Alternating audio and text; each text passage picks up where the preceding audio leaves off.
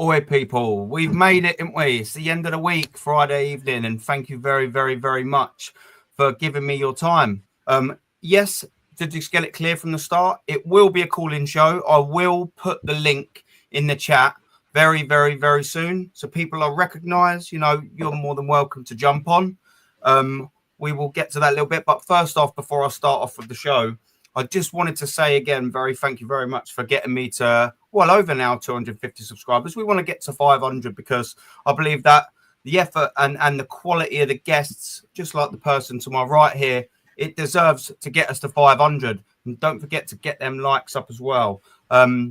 We had an absolutely lit show yesterday, people, and if you haven't seen it, man, what have you been doing with your Thursday afternoon? Get your backsides over to my channel on my stream and watch Everything's Wrong with Arsenal podcast, because me and an absolutely lit panel pulled the Cronkies, the Artetas, their pants absolutely down.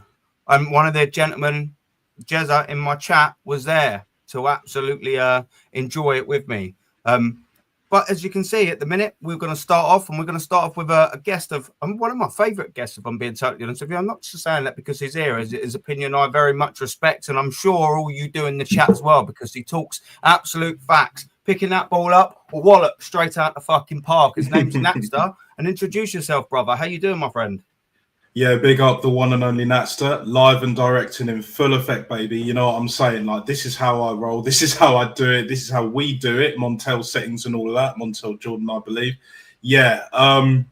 Big up yourself, first and foremost, because you don't have to bring me on, you know, and what you do is a credit to the platform and everything, and to Arsenal fans alike around the world. So, yeah, big up. Run them subs up, run them likes up, and kick back and enjoy the show, people. That's all I've really got to say. Absolutely. And as I said, if you guys, I see there's a couple of people in the chat, and I'll just quickly run down and say hello to them. One of them's Rob. How you doing, my brother? And that was one hell of a couple of minutes here. I do apologise. Macy, I'm sure you might want to come on and say your piece in a minute. The link will be here, but he definitely will be made available. Yeah, here we go, brother. Big up to you, Robbo, mate. And yeah, Lawrence, I think you said to me yesterday in yesterday's chat you might want to jump on as well. Hello, Dad. I think you meant oi. How you doing, my West Ham? Yeah, big up, Pops. How you doing, Luca, as well, brother? Big up, mate. Yeah, I will do, mate. I will have that in the chat very soon, my friend. And the same will apply, obviously, to this absolute, of course, now known as the Godfather, Jezza. And he's got the Godfather for good reason as well. And do you know what? Just talking on this absolute superstar of a man, you all know as Jez Collins. We was on a stream late last night, and I got to very much enjoy Jez taking apart. And I enjoy it when Jez is in that particular mood, and I know it because I've been on stream with the Godfather a good few times now. And when he's in the mood and there's a right guest being absolute helmet, Jez very much enjoys taking the person apart. And I was quite amused in the way Jez done it. Factually, of course, because it's Jez. The IQ is absolutely bursting out of his skull with Jez, but it was brilliant, man. Absolutely funny. And big up to you, Jez, man. Always, of course, my friend. Yeah, man. Right, I'm free. Yeah, I will. Like I said, I will post a link very soon. Yeah, big up, boys. I'll just run through. I just want to say hello to a couple of the faces and all, because I didn't really get a great opportunity yesterday. It was all about showing you in that everything wrong with Arsenal thing. I didn't engage. I tried getting all the chat and all the comments up as much as I could, but and apologies to the chat, it wasn't sort of one where I wanted to engage as much as I sort of would usually do. It was all about showing the chat more than anything what we've got to say with an absolute elite panel. And I'm hoping, you know, that there was someone watching in that stream, even just one person that thought, oh, wow, maybe an Arteta inner, maybe just went, holy shit, yeah, maybe things are absolutely wrong here. And that was what it's all about. That's why I put the effort in. Aces, big up, man. How are we all doing? Yeah, that show, Jez v Mark. That's exactly right, Luca. Yeah, you must have been watching it. It was absolutely classic, man. Yeah, he's an absolute character. And this gentleman as well here, he's everywhere. Unique, I think you said about yesterday as well, if you wanted to jump on. People like you, my friend, are absolutely more than welcome. You're not just more than welcome, you're double fucking welcome. So if you don't want to come on, no pressure, my friend. If you do, there is a platform right here with your face and voice that is more than willing to come and talk some absolute Arsenal. Big up, Reese. Yeah, unique. Yeah, try and come on afterwards. Yeah, mate. Honestly, bruv, absolutely zero pressure for you, my friend. And the same goes to everyone. I will put the link in the chat very soon. I'm just going to do this little bit and we'll get there. Vic, an OG in the chat as well. We love a bit of Vic. Kurt Thompson, a Man City fan. Big up, man. How are you doing? I subscribe to you, Aaron, from Lee's channel. This is what we're talking about, mate. We're all a community. We're saying the same thing. Some slightly different than others, but the same message applies. That's what we want to get in this. Kurt, as well, like I said, as a Manchester City fan, thank you very much for coming along, my friend. Rashid, wow, we're hitting legend after legend here. Rashid, how are you doing, bro? Yes, there was an epic show, and it absolutely fucking was. And I'll say it again if anyone needs to check that shit out, man. It was double good. Here we go. Right on to the next legend. Sam, what are we saying, bruv? Listen, this is a geezer. If you do want to come on, Aaron, big me up. Send me the link, bro. It will be on the chat in a minute, my friend. I will pin it in the chat very, very, very, very, very soon. For all you people that don't know Sam, and I'm sure you bloody do, Real Madrid fan, elite mentality. We may, and Sam will be perfect, absolutely perfect for a conversation I'm sure we will all get to because Arsenal are through. Let's get it absolutely right. I mean, if there's a team to do it, it's Arsenal to fuck up a 7-1. But I mean, realistically, surely we ain't that bad. And I can't stand this regime at the minute. But Sam is the perfect man. And I cannot wait to hear that gentleman's opinion. Unique. Thank you very much. Not me, you, bruv. Yeah, man. Watched the show yesterday. Absolute quality. World class. I'm going to just do these last two. AB. How you doing, my girl? How you doing? Keep the bids up. Yeah, I'll be trying to do my best. Big up. Right. So what I want to start off with, gentlemen, because now I've had a little bit waffle. I've said hello to this epic world-class chat. I want to talk about the upcoming game, of course. We're playing Manchester United. And do you know what I specifically wanted to talk about? And there's actually a gentleman. It just so happens that there is a gentleman in the chat. His name's obviously Jez. That was there in this particular game that I will eventually come to. Listen, we haven't very, very, very much largely haven't done very well at Manchester United over the years. So I'm sort of surprised after 7-1 win of an open PSG team, or PSV, sorry, who've been absolutely poor over the last couple of months. So have we, but that PSG was Mia Khalifa legs open. That was terrible. We're not going to get that in anyone in the Premier League. Let us get that right. It's just not going to happen. Now, all of a sudden, everyone seems to think that we're going to batter Manchester United at Old Trafford. So it got me thinking, yeah, when was the last time we battered Manchester United at Old Trafford? And then I started thinking, well, we don't actually do it often. And then I started thinking, when was the last time we scored 2 goals at Manchester United? And then I went a little bit through it, and we're going to get to that in a second. Then I thought, when was the last time? Because when you say we're going to batter Manchester United, I'm thinking at least by 3. You know, you don't batter someone 2-0, do you? You do sort of start knocking on them doors of battering them at 3s. So I thought, when was the last time we scored 3 goals at Old Trafford? And that's the we're going to have a little look at it now, right? Mm-hmm. So, gentlemen, everyone in the chat, Abby, not a gentleman, guys and girls in the chat. So, on the right hand side, we have let me get this absolutely right. Away team, as you can see here, yeah. And we're obviously going to be looking for Arsenal because it's at Old Trafford. So we're going to start, obviously, it's straight there, 2024. You know, we win 1-0, sorry, home team. Absolutely buzzing. We lose 3-1. Let's go down a couple of years. Oh, look, we scored 2 goals here, but we lost 3-2 in December 2021. So let's just go down a little bit more. Oh, we won 1-0 in November 2020. Yeah, all right, cool. Let's have a look for a couple of, when was the last time we scored 2? There we go. Oh, look, 2018. 2018. I think that was Unai Emery. Yeah, that was Unai Emery. Absolutely. We only managed to draw it, though. So let's keep going down. Oh, look, we've got another 2 here. That was in 2016.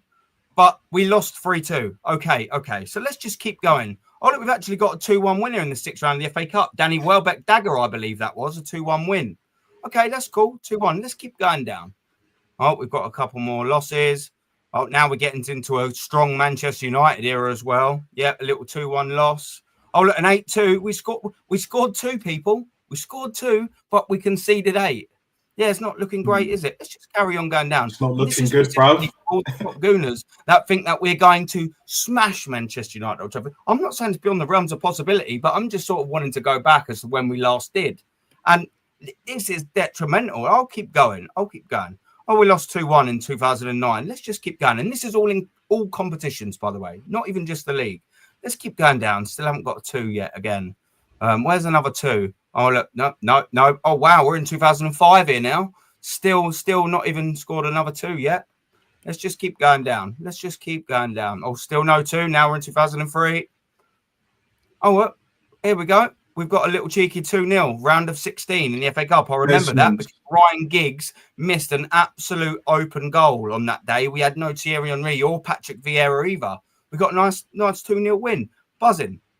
Let's go down, try and find a 3. I still haven't found a 3, but we're going to batter Manchester United, don't forget. We're going to batter them. Still haven't found a 3, though. Yep, still. Oh, look, we're in 1999 now. I still ain't found a 3. Not many 2s, really, either, are there? Wow, now we're in the 90s. And I'm doing this, people, so you can see these top gooners are going to keep telling you that we're going to batter them. And this is all the historical proof that you'll ever need. Oh, wow, we're in 1990. We've only seen a couple of 2s, and we still ain't seen a 3. Let's just keep going down all the way. Oh, I tell you what, we will be very much coming to a 3 in a minute. Oh, hang on. I thought I saw a 2, but I believe Man U won that. Oh, now look. In the 80s. And the reason why I said Mr. Jez's name, and it weren't at Old Trafford, of course, but I'm fairly certain Mr. Godfather Jez Collins was at this game. 1979 FA Cup final. We won 3-2. That's still not at Old Trafford. But there we go. Our first 3. That's in a neutral ground. And that was in 1979. That's the last time we scored 3 goals. Either in a away or in a neutral ground. That wasn't technically at home. Let's just try and find the one in the league then. Or the next one, yeah, shall we? That would have been at Old Trafford. Yeah, and I know exactly where it is. 77. There it is. Let's get it. Oh, look, we're in the 70s. Oh, what we doing here? Where are we? Look. It's embarrassing. It's not looking great. We got a 2, but we lost. That was in 77. Mm-hmm. What we doing here? Let's just keep going down. Look, we're in the 72s now. Oh, I see it. Here we go. We've seen it. We won the league that year, didn't we? Exactly. Yeah.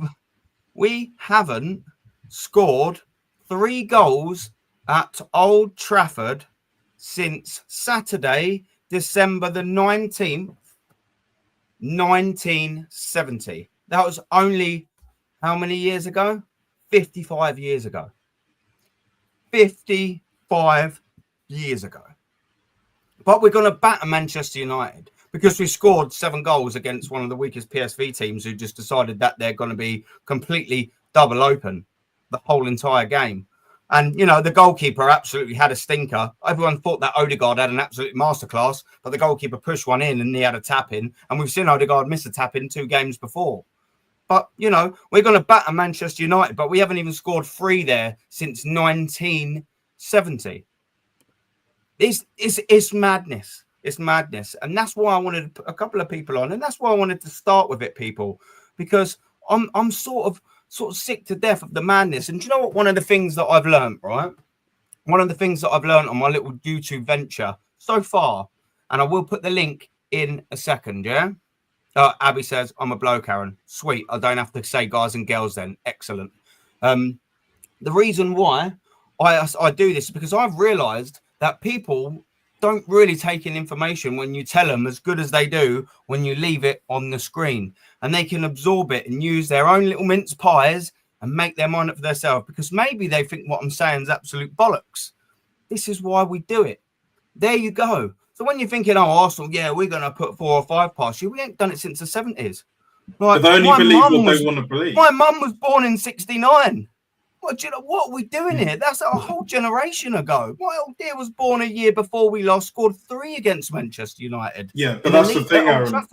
They will only believe what they want to believe. That's the thing. Like, what is it? Lee Gunner told the gal straight to his face, right, that Arteta's in control of the whole, like, the transfers, innit? I have the final say.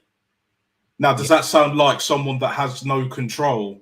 You know what I mean? Like, I'm not hearing it. But yeah, it's been way too long.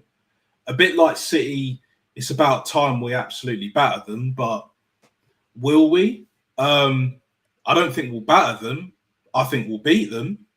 But this is where the interesting before you invite a few of the other people that want to join in and all that, and big up to you, by the way, as well, all of you. I reckon, I have a feeling, a very sneaky feeling, that we'll probably beat them 3-1. And the only reason why I say that, even though it's at Old Trafford, the only reason why I think that will be the case is because we're not going to win the league. There's no pressure. And when there's no pressure, we play, even if it's away. Even though we haven't been the best, you know, like with Man City and Liverpool as an example, because they've been the best two teams for the past 7-8 years, pretty much. Like, it's a bit different away from home. But when it comes to Man United and Chelsea for sure, but even Man United with how poor they've been, will they be up for it? Will they turn up 100%? But the way I see it, I have a feeling that Arsenal will kind of semi-continue what they did against PSV, you know, and just like shackles off, we'll play our football, but we'll concede one, either from like a set piece or we'll give away a penalty, some shit like that. But I do expect to win, to be honest. Now, will it be 3-1? Most likely not, but that's what I'm going with anyway. So, but we'll have to see, my friend. We'll have to see. Well, as we say, before I bring in these next three absolute gentlemen, it'll be 55 years since we last done it. And as I said, there's a gentleman in the chat that would have been there for the nearest time that we've scored 3 against Manchester United. And that was, of course, the 1979 FA Cup. And, of course, the person that was there is no other than Jez. How are you doing, my friend? And thank you very much for coming on and giving me your time again. Always, mate, always. Yeah, I mean, I think it's quite funny that these people get gassed up. We're going to, let's be honest, this Man United team at the moment are pretty poor, right? Probably one of the worst teams I've ever seen since 1974 when they got relegated. But history shows, guys, there's been during that run up through to the FA Cup final 79, right? Man United weren't a great team. But we weren't bashing them up, scoring 3 goals past them. Yeah. So let's just get this right. Let's put it in context here. It's always been historically Man United, Arsenal, Man United. It's always a battle. It's always a tough game. Quite right. And even though Man United right now are in the doldrums and they're not doing well, it's still going to be a battle, right? And I predict this one to be at the weekend 1-1, or a stinky 0-0, or Man United to nick it with a stinky 1-0. That's the way of these games. I've been to enough of them in my life that I've seen this happen time and time again. Yeah, as you quite rightly said there, 55 years, 1970, last time we scored 3 in the league at Old Trafford. And why I wanted to say that, Jez, as well, and make a good point of that is because I think a lot of the time, and that's why I've got it on the screen, and I've left it in the backstage and I'll bring it back up again, because I think people, when they start seeing it, we say, you know, these stats, 1970, 1979, and I think it goes in one ear and out the other. But when it's on screen for people to see, and there you go, I just scroll past all the years and all the competitions, you've seen it all for yourselves. When we're saying, you know, and I know Natsu, you said 3-1, that's fine. That's not at least audacious, you know. You're not saying 5 or 6-0 or 7. Like I'm hearing. I'm not that bad, mate. I haven't turned to the dark side, mate. Don't worry about that. Just because we put 7 past PSV, all of a sudden now we're an absolute goal scoring machine. Look, we've seen what exactly we've done to Manchester City 5-1, and look at the last results that followed that. I mean, how are we not learning, even as Arsenal fans? I mean, we're all fucking of knowledge, of brain, of at least some common sense. There's a lot of people that ain't, and they're the people that we need to sway. And it's my mission to try and get some of these deludium junkies back into the normal way of thinking, because Arsenal ain't going to move forward with such a fan base consumed by stupidity. It's ridiculous. That's why I'm starting to put a lot of things on screen now. If it means I've got harder. we saw it last night, mate. We saw the brain of certain people, and this is the narrative. We saw it. We discussed it. Right. By the way, has he passed you the information yet? Of course he hasn't. No, I knew he wouldn't. He ain't going to pass shit over. But, you know, this is the problem. This is the fact that these guys are in such delusion and the love fest for this bloody manager, and they always fall for the PR. Did you see that Arsenal got more merch today? Again, you know, shock. And it is just laughable that, you know, you can't actually have a conversation with these people because they are just so blinkered. They won't accept what is wrong. Because I gave that guy over an hour and a half of facts. Facts. Couldn't come back with a decent argument. Of course they can't.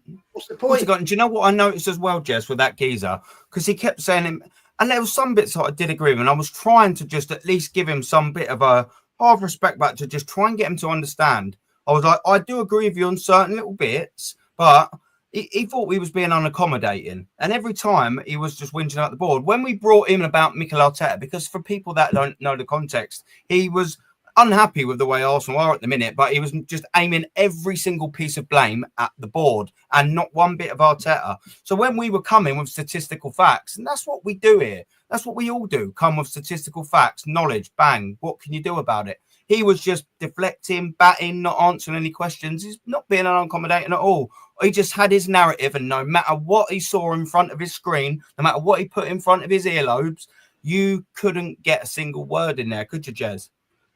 And this is what we're dealing with. He was in denial. I mean, when I said to him, when he was talking about money, financial, Arsenal, I said, go to Company's House, look up their annual returns, and it's all there. And he came back and said, well, can you trust Company's House? You can't lie.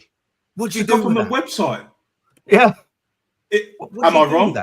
Am I wrong? Is it not a government website? Is it not official? Yeah. But you'll trust all these other sources that are more than debatable. Like, you know what I'm saying? But again, it's like through one ear and out the other. Like I said it before, they're plugged into the Arteta matrix. All they see is their Lord and Savior Arteta. It's everyone else's fault but him. This sounds very familiar, boys. It sounds like it's all the Cronkies. He hasn't been backed. That was his leading line. He hasn't been backed. Aaron came up with all the stats and all the figures last night about the loss that Arteta has made in player sales, and we both, Aaron and I, threw that into the mix, plus other information about the other money he's been given. No, it's he hasn't been backed. He hasn't been backed. This is just pure delusion. Yeah. At the end of the day, it's finest, isn't it, Jez? Absolutely, it's finest. It's farcical. Black and white in front of you. The facts and the figures are there. Then how can you be that deluded? Like 100%. And do you know what? I'm going to bring this next gentleman in first because he has messaged and he said he's got to go. He's on very much short time. So sorry to cut everyone else, but I do want to bring him in because he's on limited time. And do you know what? This gentleman, his name's Sam, he's right at the bottom of the screen, and he doesn't have this problem with his fan base. You know why? Because he supports Real Madrid. And they don't move like the way Arsenal do. Sam, please take the floor, my friend, because you'll probably be able to school some of these. Well, we don't have a lot of people in our chat that are, a bit deluded. But for anyone that is watching, will watch, has watched, or whatever, my friend, please tell how Elite Mentality fans talk. Big up for coming on. No, big up, man. Sorry if you can hear noise in the background. Just came in the morning straight after work, and so you're cool, bro. Appreciate. I was hoping that I could be at home more without this noise, but but Aaron, it is what it is, innit, bro? Like you can't win about these people. Like these people are too far gone, mate. It's like what some of these guys. Let's just be honest. They're not even there just to see like your club win. They're there to have a day out. But that's not how this works. Like, this is a sport. You're supposed to win. And you know, you've got people like Miguel. Listen, I've got nothing against the guy. He gave me a platform. I'll start my own YouTube channel very soon. He's giving me a voice. But when I hear stuff like you cannot sack the manager because of this and that, but when you give out factual information that the guy has spent this much money, he has the final say, like you and Jez and Leah said multiple times on streams that he has admitted in press conferences, and you still have wasted this amount of money. Well, then there's nothing more to defend him with. And it's like I told you, Aaron. Like, you put these guys in a club outside of England. Put them in my club as an example. Aaron, do you think these guys would last for like 1 minute? They wouldn't be able to last 1 day, bro. Let's just be honest, Aaron. They wouldn't be able to last a day. They'd be gone. No, exactly. Why? Because these guys, they wouldn't even be there in the first place, Sam. No. But you know why? Because yeah, their mentality is not a winning mentality. This is why I'm asking these people, like, with all due respect, if you're going to support a big club, at least have a good mentality like that. Like, don't start thinking like a Brighton or an Osasuna, because you don't support a team like that. You support a big club. Well, at least demand stuff from that. At least demand things from that. So when I hear people like you, Jez, Lee, and BJB now in the chat, and everyone else on this panel get abused by these people, well, and then, you know, man will sit and call these guys, call you, man, fake fans and all that. Yeah. And I'm just sitting there going, mate, what is a true fan? And then this is the answer. Oh, but you back everything the club does. And it's like, no, you don't, mate, because then you're just a sheep. You don't back it. Like, I'll give you an example, Aaron. Yeah. Yeah. I won't. If a player just signs for my club, I'm not just gonna back that person. Yeah. Ironically, Vinny right now, I didn't even want him here, and I was cussing that man out left, right, and center when he first joined. Why, Aaron? Because I didn't believe in it. If I don't believe in something, mate, I don't back shit. They've got to prove it, ain't they? They've got to prove it to you lot that they deserve to put that white shirt on. Aaron, I've just got a new job. Do you think my boss just gave me respect like that? Yeah, he was nice to me, but I have to prove myself to my boss to earn his respect. I didn't just get the respect like that. You don't. And anyone who says, oh, you just have to give out respect like that free, no, you're not. That person is weak. That's not how it works, mate, yeah? Prove your worth, then I'll give you my respect.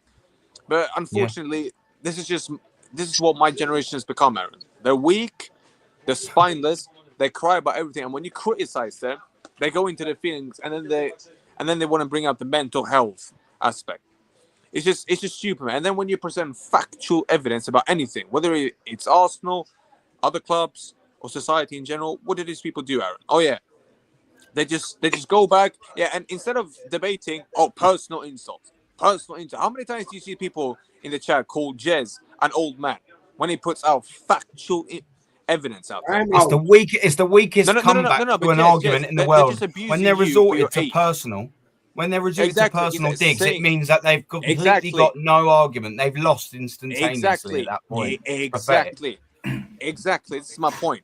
So you've got no argument, but so your only argument back. Oh yeah, let's go personal, my man. Or let's go personal, Jez. Let's call him an old man, say he shouldn't be on camera. Let's go personal, Lee. Tell him he's this, and that. It's like, mate, just admit it's wrong. You can't 5 years, Aaron, and no trophy. 5 years. So I asked the girl this one question. I asked him one question, yeah? I was like, cool, so why'd you laugh at Spurs then? Oh, yeah, because they win fuck all. Okay, well, what's the difference between you and Spurs now? My man froze. Yeah. I'm sorry, mate, but my man froze up.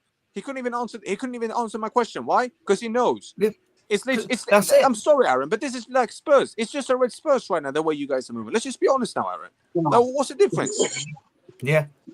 Yeah, well, 100%, mate. It's hard, and that's why it's always, one, you're a sound fucking geezer anyway, and two, it's why it's great having people like you on the channel with a Real Madrid mentality. And I don't know how much longer you've got left, but I want to steer it to this sort of anyway, because we can talk about both games, the impending Madrid, whoever we get, and I'm sure you'll be confident which Madrid that will be. What do you think if we're gonna, and just tell it to the people, so I don't know how long you've got. What do you reckon if Arsenal play? Because I see a lot of Arsenal people as well going, I can't wait to see Vinny at the carpet at the Emirates. I mean, I can definitely wait for that, because I'll be paying 90 quid to go watch Arsenal again, Real Madrid, and I'll be going right there. I'll be walking out at 4-0.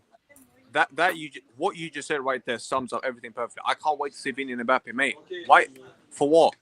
It's not. Do you know what? You ask these people, okay, what are you? Do you want to see them because you think you're gonna beat them, or do you want to see them just to watch them in live? Oh yeah, this is gonna be the answer. Oh yeah, but I get to watch them live, mate. So you don't give a shit if you lose or not. Yeah. That's basically They the just answer. want to see the players. That's it. Exactly. We just want to And see it's like, Mbappe. mate, what are We you just want to see doing? Vinny. Yeah, and it's Selfies like, just right there. Mate, Aaron, honestly, Aaron, right? I will sit on tell you the this sixth right now. row just above club level. One sec, just sorry, one sec. I Oh. sit above 6 rows just above club level. Yeah, they're pretty good seats. And the amount of people just walk down, because I'm right next to the little stair bit as well when I go in at 106. They come in and you just get them. Every single one of them just want selfies. Even during the game, they don't even wait before, after, or half time. They're just getting selfies. And the amount of times I've gone, fuck off. Get away. Like, what are you doing? Piss off. Get out my way. I'm watching the game of football. Do you know what I mean? Bro, I'm not trying to. What are we doing here? Bro, I can tell you this right now. I might even go to that game if I can get tickets away. I will go there. And do you know what's gonna happen, Aaron? I know there is thing. I know a few people that will go to that game. I know factually if Madrid, let's say we play against each other, right? If we're winning that game, let's say we are winning by like 2 or 3 goals, bro. I know factually these guys are gonna start mugging off Arteta. They will start mugging off, and do you know why? It's not because of people like you, Jez, and Lee, and you man on the panel, yes, and Rashid. It's not because of you, man, but some of the shit I have seen from some of your fans, Aaron, yeah? It's like, do you know what, mate?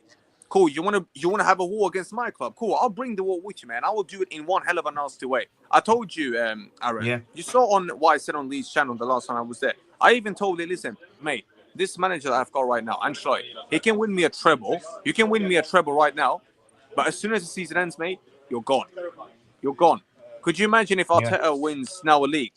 They would never want him sacked, Aaron. Never.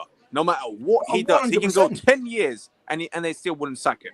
This is the difference. Would have a statue. And I've said it before. Probably would these have a man, statue, man. Exactly. No, but you know why, Rashid? These men are paid employees. They're paid employees, mate. Yeah, you move on from these employees. Yeah, it's like if I've got an employee at my company, if he leaves, all right, I might be sad because he's done a good job. But again, life goes on. It's like if you lose someone, as much as it hurts, life goes on, mate.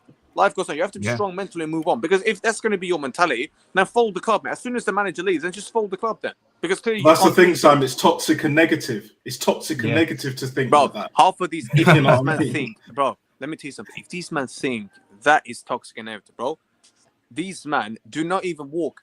If you play against us, do not even walk to the Bernabeu because you do not want to see what the socius there does. Oh my days, Aaron, the shit they do there, my broski. It's just a different level. But it is what it is, Aaron. And Aaron, to answer your question finally, no, I wouldn't be worried, man. I'll tell you right now, Atletico will give us a harder tie than Arsenal. I don't want to be disrespectful towards your club. Yeah, and Jez, Aaron, this is not me trying to be disrespectful to any of your clubs, and it's not me trying to be disrespectful. I'm just trying to. You're talking facts, bruv. That's all we want here. Yeah, that's all we want here. Like, and it's not because I want to like put your club down, but I just can't take you lot serious with this manager right now. I can't take you lot serious with him right there, and with this ownership, I just can't. It's not me. It's not me trying to be like trying to act like a funny guy. I'm just being real now. But it is what it is. But Aaron. Aaron, I've got to shoot, my bro. My train is about to come in it, but it's been a pleasure, man. We'll chat soon in when I can be at home anymore. Absolutely, my friend. Appreciate you and coming everyone, on, big mate. up to everyone on this panel. Yeah, be safe, people. Be safe. Take care, my friend. Take care, my friend. See, people, this is what we're saying. Real Madrid the mentality. The freaking standards, guys. This is the freaking standards, guys. The standards, and do you know what? We do not set them. I'm going to come to Lawrence quick. We're going to go to Robbo. We're going to go Macy. We're going to go Rashid. And then once everyone's got their first little saying, we'll just talk. And then we can just all say whatever the like we well want. Do you know what I mean? But I want to be fair, and people have been waiting, and I appreciate waiting for your time. Lawrence, how we doing, brother?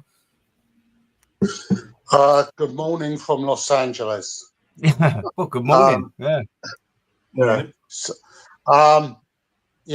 Since we last spoke 2 weeks ago, I've been slated off online by these deluded AKB wankers who seem to think the manager's bigger than the club itself. Okay, I've been called every name underneath the sun. Okay, now as you can see, I'm wearing my Arsenal shirt. Okay, I want you all to tell me, I don't know if you can see it, do you see a cannon there? Or do you see a picture of a Spanish clown. Well, we did see it. We did see a cannon that was facing the wrong way. But I can also see a clown. Yeah. I mean, do you see Arteta FC on the shirt, or do you see Arsenal written on the shirt? Yeah, Yeah, Arsenal. it's Yeah. what we do in here, isn't it? You know, that's the team I followed for nearly 60 years. Okay. I don't know what Arteta FC is. I've never heard of Arteta FC. Yet we've got these wankers in our fan base who seem to think the manager's bigger than the club itself. Okay. Nobody is bigger than this club. This club is going to be 140 years old next year. This institution. Yeah. Right. Yeah. These wankers have got the mentality of following Leyton Orient because they're quite happy to see us finish second every season. Okay. I've been called a glory hunter because I want to see my team win league titles and the cups every year. And they've told me that if that's my attitude, I should start following Liverpool or Manchester City. Okay. This is what's wrong with our fan base. We've got people who wear Arteta tinted specs. They think this clown is bigger than the club itself, and to finish second is better than finishing first or winning a trophy. And I'm sick and tired of it. You know, I even had one girl slag me off on Facebook saying that she goes to the Arsenal to watch entertaining football. She doesn't care if we don't win a trophy.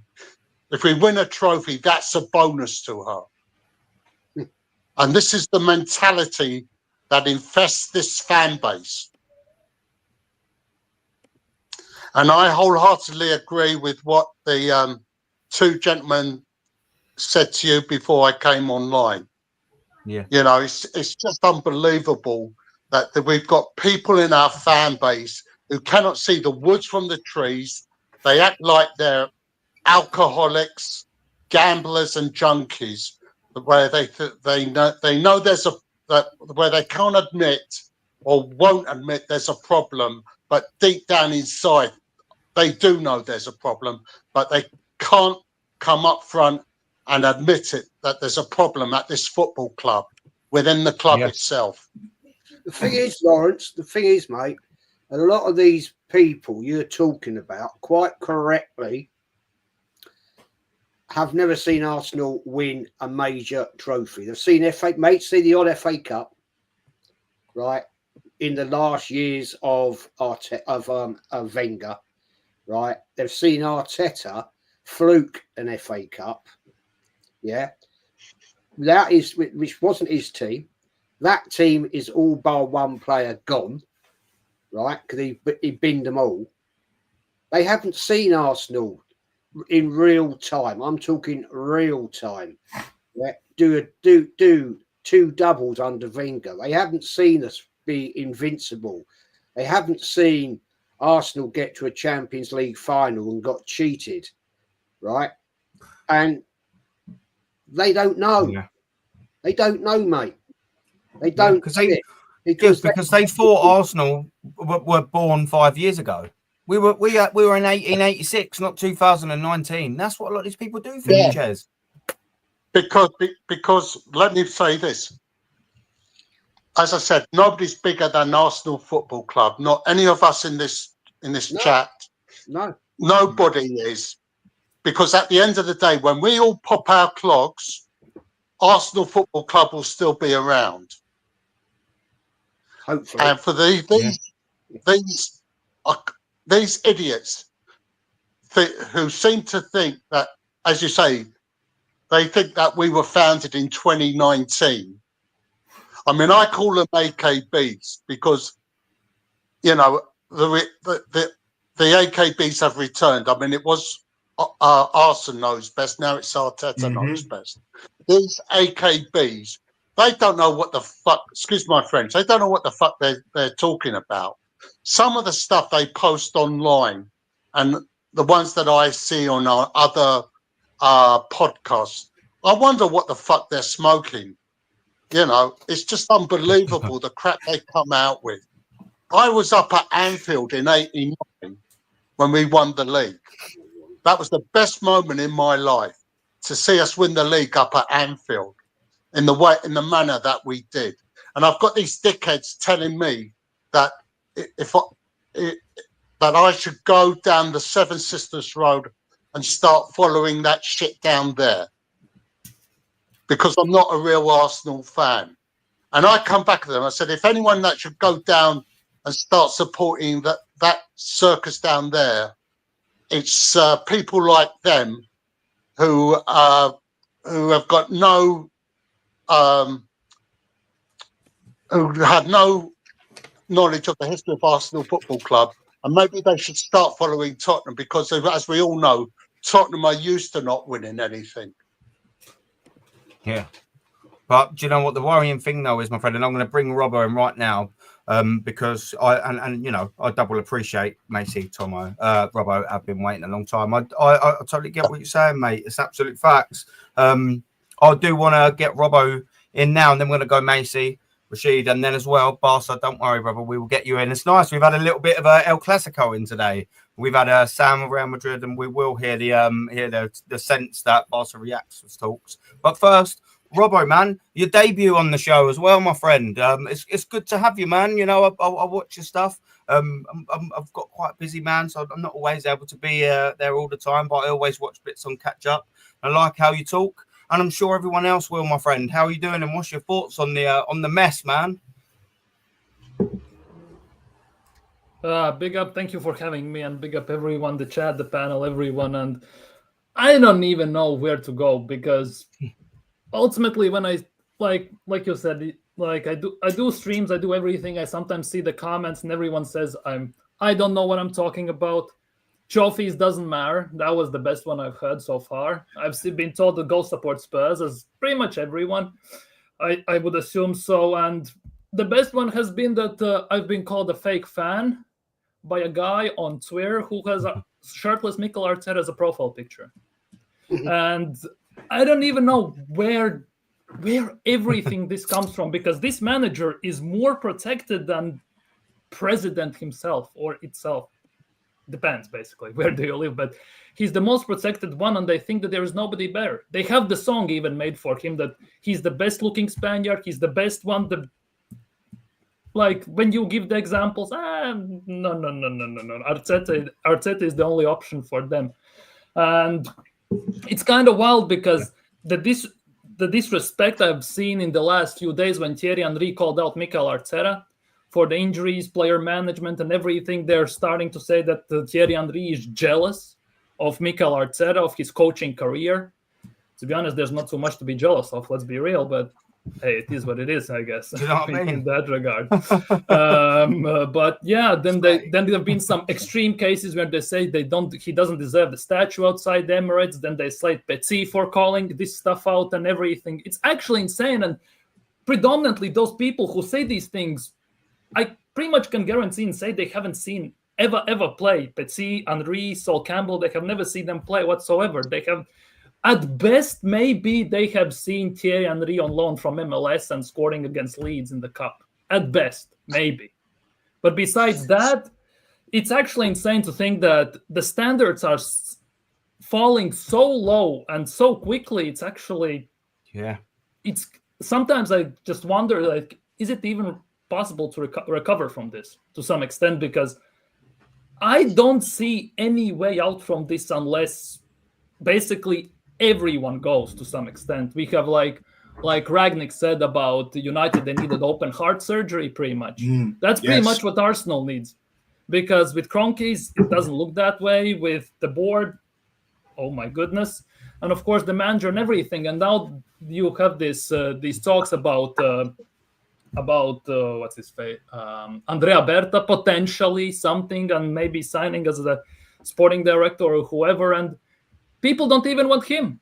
I have comments said he wants to sign Lautaro Martinez. He doesn't know what he's doing. He won't do anything. And then on top of that, Jason Eitzel somehow has made the list, still in the final four. Arsenal apparently are very happy for what he has done for Arsenal internally. The big question is, what has he done? Because we don't see nothing. So something behind closed doors, and the less than said than better, I guess. But it's a mess. It's ultimately the utter mess when people say that we don't know what Cronkies are putting as an achievements for Mikel Arteta. Maybe they say get Champions League and just challenge and you'll be fine. That's what I got told today in comments. Because I said, top four is not good enough. We need Premier League, we need trophies, we need Champions League, because that's one of the biggest arguments people can put against us predominantly when we argue with rival fans. Because we are the only club, well, Spurs don't count, but technically, right? But everyone has Champions League, at least one. Pretty much. And we laugh at Nottingham Forest, but they have more Champions Leagues than us. It's actually insane. I think some Romanian teams have, and everyone across Europe apparently has Champions League, and Arsenal are the Serbian team has it. Yeah. Was it Red Star? Red Star. Red Star.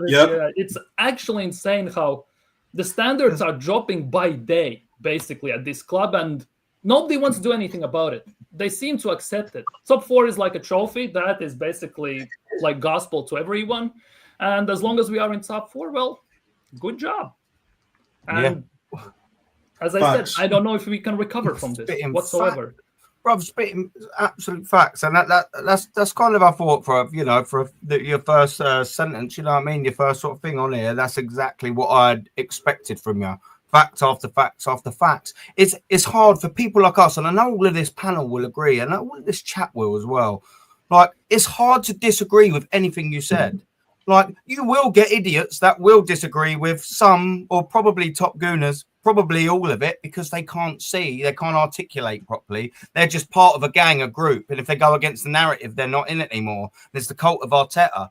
So, if they're not in with that narrative, then, you know what I mean? They've just got to stick by it. And I don't want to always keep coming back to it. But me and Jez, we had a fella on last night. Of course, Rashid was there as well, a fella. And we was trying to tell him, our narrative. Well, I was being quite accommodating. We were being quite accommodating to listen to what it was. And we were giving him fact after fact. I'd give him fact after fact. Jez was giving him literally facts from a government website for crying out loud. I was giving him websites off of PremierLeague.com about a regression, which I put up in my chat. And I might even bring it up in a second here again here, just to show how we've regressed in every single metric after 27 games in the last 2 years. People don't like thinking it because they think there's progression here. But there isn't. There's regression, absolute regression FC. And it's there. It's there to see. But when you shake someone's world, it might take them a little bit to accept it. But that's what we're going to do here. Robbo, you're doing it. Jez, Natster, Macy says it. Lawrence says it. Rashid says it. We've had everyone here that's saying it. Do you know what I mean? Barca even gets all of these other fans, they even get the gist of what this fan is. Everyone in the chat sort of half gets it. And there's a reason as well, just sort of based on that point before I bring Macy in. There's a reason why I have this shirt, the one that I'm wearing. Obviously, people would have noticed it. This typifies everything that this current Arsenal team are not. And I'll tell you for why. It's got champions patches from the 01-02 season on the left-hand side. Champions patches. This shirt's also the shirt that we went invincible in, which is also, sadly, the last time we won a league. And do you know who's on the back of it? Captain Patrick Vieira. That's who's on the back of the shirt. Have a little goosey. That's who's on the back of our shirt. Do we have a captain like that? No, because we've got a captain called Martin Odegaard. We are literally the polar opposite of everything this shirt represents, which is why I choose to wear it a lot of the time now, especially in my shows, because this is everything that we ain't. And it's very, very, very frustrating. And do you know what frustrates me even more than that statement before I bring Macy in? Is that we're not even anywhere near close to getting back to there. We're not even anywhere close. And just to follow up and jump up before I do bring Macy in, I'm sorry. I know you've been waiting very patiently. Is the worrying thing that he's probably going to be here for at least another 8 months. And that's at least. And that's a depressing thought for me, especially considering I've got to fork out a season ticket at the end of the season. And guess what? They asked for money for my next season's ticket 7 days 8 days after we lost the league at Everton last year. I'll bring that up. I'll put it on there so all of you can see in a second. Yo, I'm sorry to cut you off, but you said that he's confirmed to stay for next year, you think?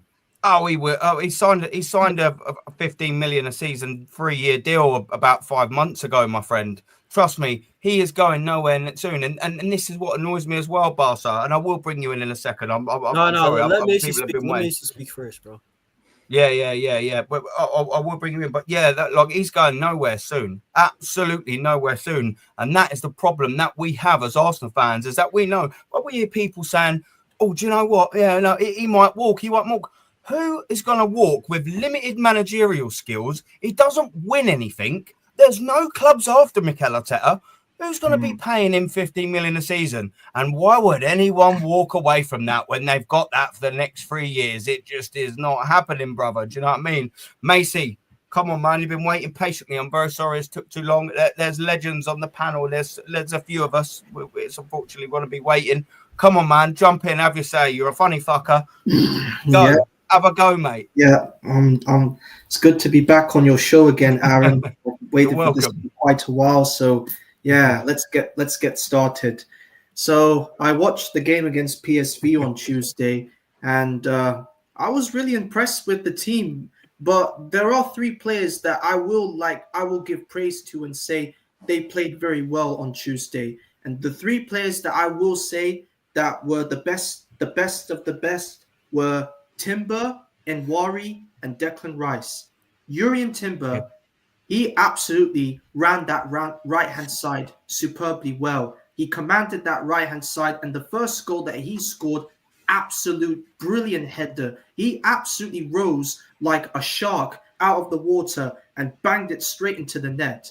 Prime goal from him. I mean, I feel kind of bad for him because of the fact that Mikel Arteta has tried to do the experiment with Thomas Partey at right back, and unfortunately that hasn't worked. So from now on, we need to keep Jurrien Timber at right back, because for me, he's our best right back so far. Him and Ben White.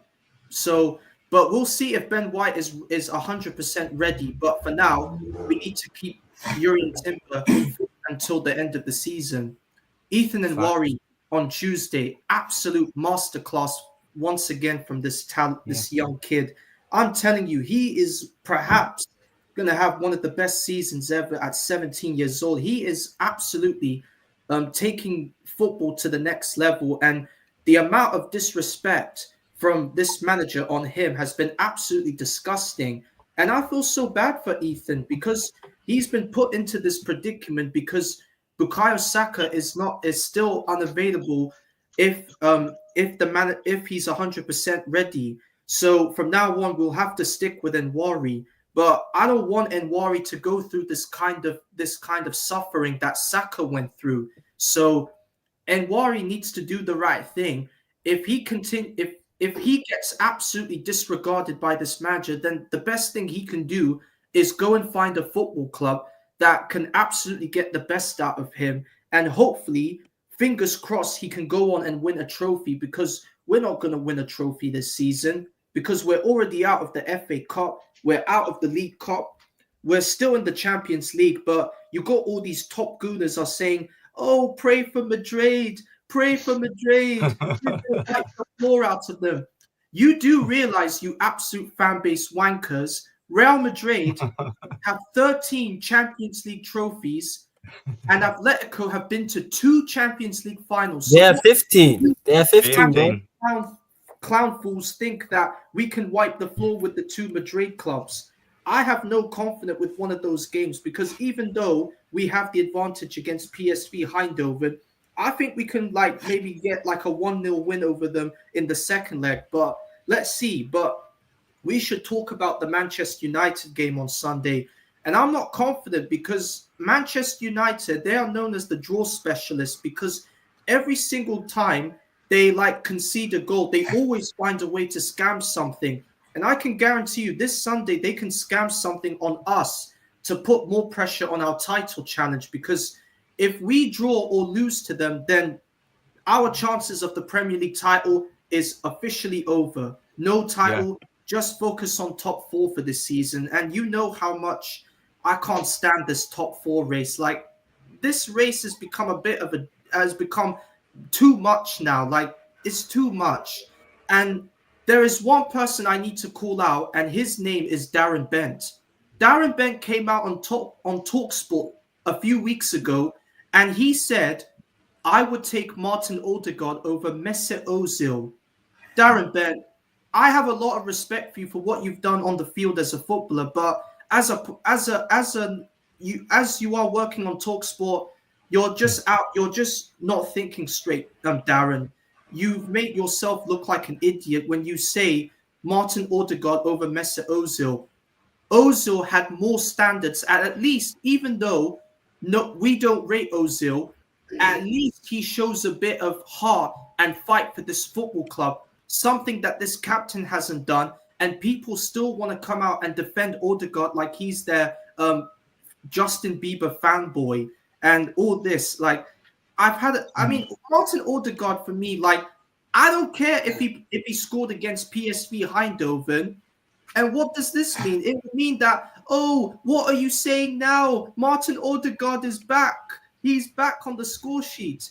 Of course he is, because that's what he's been missing. And I don't care if he got a goal. It doesn't change the fact that this season he has been absolutely poor for us. Him, the Italian Sofia Carson, Calafiori, Mikel Moreno, Edu's lost son that people like to call him, all 3 of them, I have 0 ratings for them because none of them are the levels of this football club. We need more, because if we want to act as a football club, we need to go out in the summer, address the situation, and go and get some proper ballers for this football club.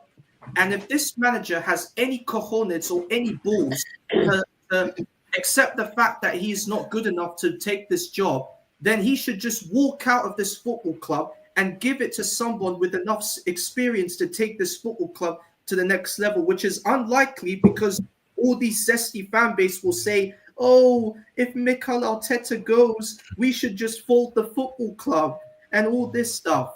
So candlelit vigils outside the Emirates and all of that. You know what I mean? The death of Arsenal if Mikel Arteta goes, isn't it? They'll be singing Kumbaya with guitars and hippies. Well, them fans can fuck off with him. They got no standards. They're losers. From you, my friend, because yet again you come out with more merch, and all the fan base zesty mutants are coming out saying, "Oh, thank you, Ian. Thank you for the merch." Ian Wright, you're not Ian Wright. You are an absolute waste man. I have respect for you as a footballer, but none for you as a pundit. So Ian Wright, jog on with this manager too, because you started all this when you said, it's a 5-phase project. Let's wait and see if this manager can get through all the phases all the way to phase 5 of the season. So Ian Wright, you can fuck off as well. Right, Ray Parlour, you can jog on as well. And Martin Keown, the worst of them all, you can jog on as well. All 3 of you pundits, hang your heads in shame and walk and fuck off with this manager. Yeah, boy. He goes. When he goes, he goes, Macy. When he goes, he goes. And the thing is, and I'll pick up on the point of the last thing you sort of said. And it's upsetting because I liked all 3. I loved all 3 as a player, Ray Parlour, Martin Keown, and of course Ray Parlour, the Romford Pele, you know.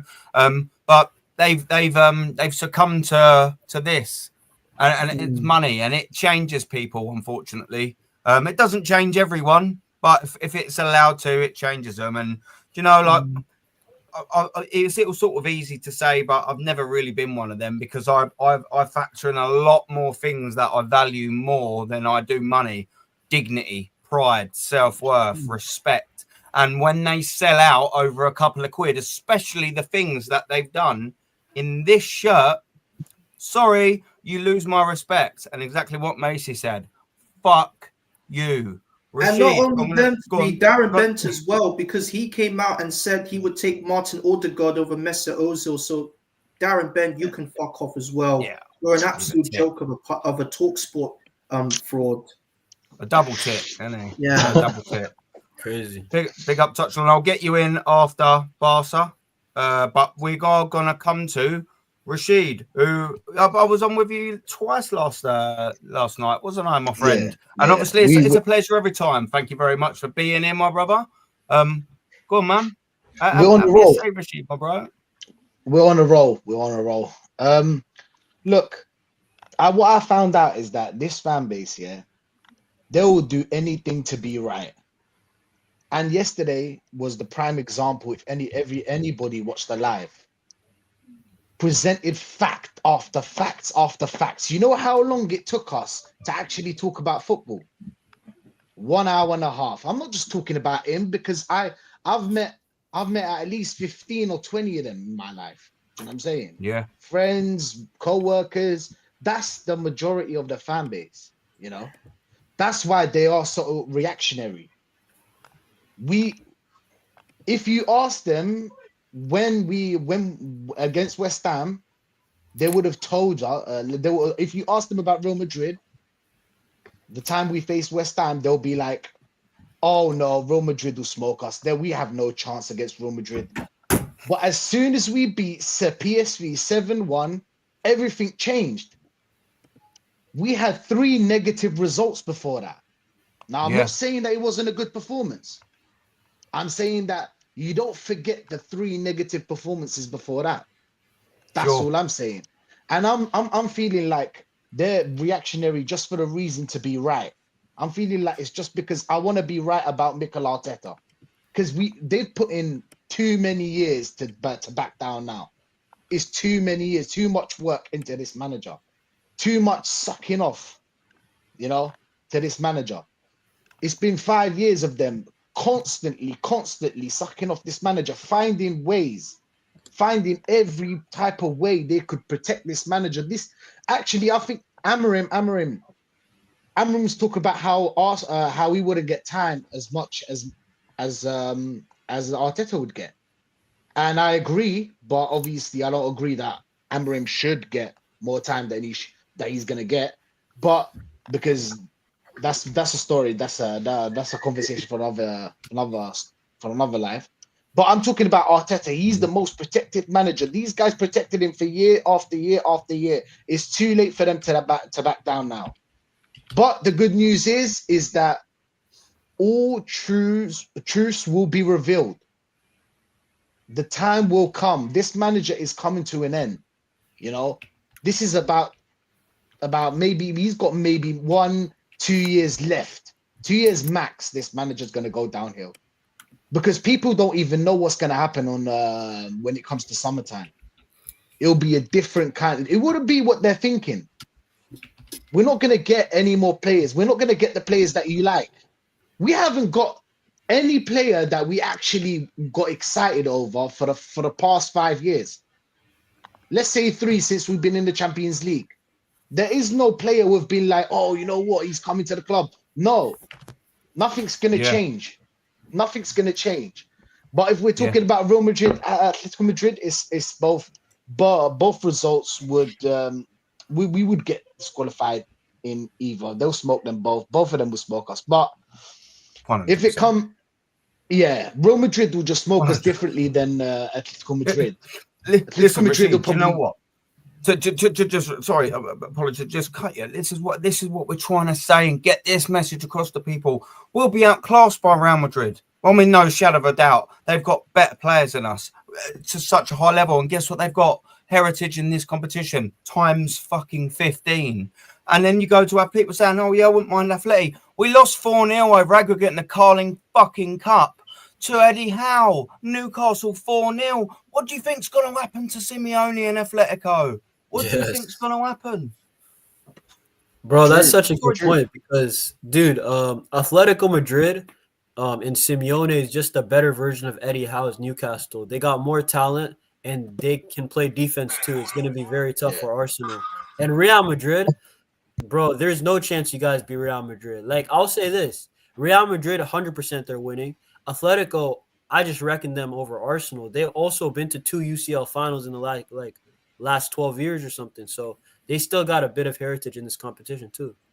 Yeah. We'll suffer against Real Madrid when it comes to their strike force. Their strike force is just impeccable. Do you know those chances that other teams get against us? that sometimes they miss and then we go on to win the game. Real Madrid rarely miss those chances. And They you just know what's have gonna too happen much too? talent up front. You know what's gonna happen too? If you guys do get Real Madrid, because this happens every Real Madrid game. I watch almost every Real Madrid game. You guys might be playing good for 20 minutes. Bang, Vinicius is gonna score. And then you guys will play good for another 10 minutes. Rodrigo, long shot. And then you guys are gonna be demoralized, and then you guys will get out the competition. This is how it happens, bro. It's Real Madrid. Yeah, 100%. Aaron, if anyone thinks we're going to get past Real Madrid or Atletico Madrid in the next round, leave me your phone number because I know a bloke who wants to sell you Tower Bridge. Mate. Do you not watch TikTok? Did you see it? See it? Watch the videos. Watch the videos. How so much Arsenal fans out there are saying, "Bring on Real Madrid! Bring on Real Madrid! I've got my captain back. Pray for Madrid. Pray for Madrid." How did that work out when we done pray for Bayern, by the way? How did that work out? Shit, And Bayern, that was by the worst buy-in ever. Yeah, thank you. Yeah, yeah, that's what I was gonna say. Yeah, absolute joke. How'd that work out for you? You know, these people, they just keep going back on and on, didn't they? It's fucking batshit, man. Absolute batshit. I've just got a private message before we continue. Robbo's got a bounce. Robbo, thank you very much for coming on, bruv. Double appreciate it for a start. And secondly, shout your channel up, man. Where can we listen to more facts that you're talking, my geezer? Big up, everyone. Big up. Thank you for having me. First time. A bit of a stage fright as well. Mumbled a lot. I noticed myself. You were good, bruv. Talking the facts, mate. Don't be silly, mate. Nah, spot on. Felt like I was mumbling for too long. But yeah, Mr. Robo 19 TV. Tomorrow, it's Saturday. Yeah. United preview, some other chats. Of course, all about Arsenal, all about everything, some controversies, every hot topics regarding Arsenal. Streams, videos, go there if you want to see some more of me, basically. So yeah, big up everyone, big up the panel, big up the chat. Had a nice time for the first time. Take care, and I'm going to maybe drop in if I have some more time a bit later on. Big up everyone. If we're still on, the link's still there. Jump on, Robbo. In and out, whatever you want to do. You know, ye old in and out. Come on, man, like the missus, in and out. Come on, what we doing there? Well, what I will do is touch on. I know you was in just slightly first, and I'm gonna go to Antonio only first, not to be a wanker, because I'm gonna come to the Man United thing after it, so it sinks a little bit better. So we'll come to you straight away. But Antonio, how you doing, brother? What we saying? First time you've been on the channel. Thank you very much. Yeah, first time, Aaron. Can you hear me? Can you all hear me? Yeah. I can hear you. Yeah. Yeah, I'm fantastic. I'm doing good, Aaron. Thank you for having me on your show. And I just want to say something. I'm honored and privileged to be amongst real fans on this panel. And we've got two OGs in here, in Jez, and I don't know who the other gentleman is who's been supporting for about 60 years. I just want to say, like, being amongst, especially them, is an honor and a privilege, you know. And I'm actually a moderator in Jez's chat. You know, Unique 79. That's me. You are indeed. So I just want to say it's a privilege to be amongst. Yeah, it's a privilege to be amongst a panel of like real men who are real fans. So I just want to say thank you for everyone for being just real fans and being genuine. Yeah, it's a privilege to have you on, mate. People like you, because you know I've been in the chat. I've seen all the comments that you put in. You know what I mean? You're supportive of all the channels. You talk a lot of sense. Please, the privilege and the pleasure is absolutely mine. And thank you for giving up your time and coming on. You've been there since day long. Yeah. With Lee, me, and I can honestly say to you, my friend, it's very, very much appreciated. Yeah, mate, that's what they got. Please, the pleasure's on us, brother. Thank you very much, my man, for coming on. What you got to say about this mess, man? Because I know you talk some facts. Nah, what we got to say? I want to sort of steer it on to Manchester United as well, because that's what I want to bring in touchline next. What do you reckon about Manchester United? Because I'll go back in the avenue of how I started this show, because it pisses me off, my friend, that all I see now, because we've beat an absolute open PSV 7-1, all of a sudden we are the best attacking force that's ever been, ever will be, and ever was. And now everyone's saying we are going to batter Manchester United. We're going to go there. We're going to take them apart. But we haven't scored 3 goals at Old Trafford since 1970. What's your take on it, my friend? Yeah. Yeah, madness. Well, my opinion is that these fans, they tend to over-exaggerate all the time. It is madness. And the thing that Old Trafford, in recent seasons we've had quite good results, but knowing us, every time we go up there, no matter who we play against, it could be a good Man United side, it could be a shit Man United side, but somehow we always seem to cock up. And these fans like getting overhyped just because we beat PSV 7-1, which is fantastic. Don't get me wrong, but the thing is, if this is going to be a different game, and to go to Old Trafford, it is difficult, And I reckon at Old Trafford, apart from recent season, hasn't been all that great in all these years. So it wouldn't surprise me if we got up there and God forbid we lose, or we manage a draw, or manage a 1-0. So I don't think we're going to go up there and just like thrash them like we did at PSV. No, we're not. Yeah, no, absolutely not. Yeah, mate, to sort of echo what you said, it sort of it boggles me that this fan base, because we've seen it every time we've had a big result, and we haven't scored a lot of goals this season, but every single time we followed it up by absolute inept crap performances. And I've started seeing again, like I said, I started it, we're going to smash Manchester United, even though we never have at Old Trafford. Then we're going to, score all these goals, even though we don't have a striker, but we don't need one, even though we fucking have for the last 3-4 years since we sold Aubameyang. It's jarring. And do you know what? Sometimes, like, I don't know. Sometimes it depends what side of the bed I wake up on. Sometimes I think, do you know what? Fuck all these bastards. I can't be bothered to talk to them. And then the other side, I think, do you know what? Now I'm going to work double hard and prove. And that's what I woke up on the right side of the bed the last couple of days. And that's why I've done this and put that together. Earlier, you might not have been here at the start of the show, but I scrolled down just so people can see it. Antonio, because I don't believe people do. I think they think that when we say these things that we're talking out of our absolute backside. So I showed everyone in every single competition, and I scrolled down from current day all the way down to the last time we scored 3.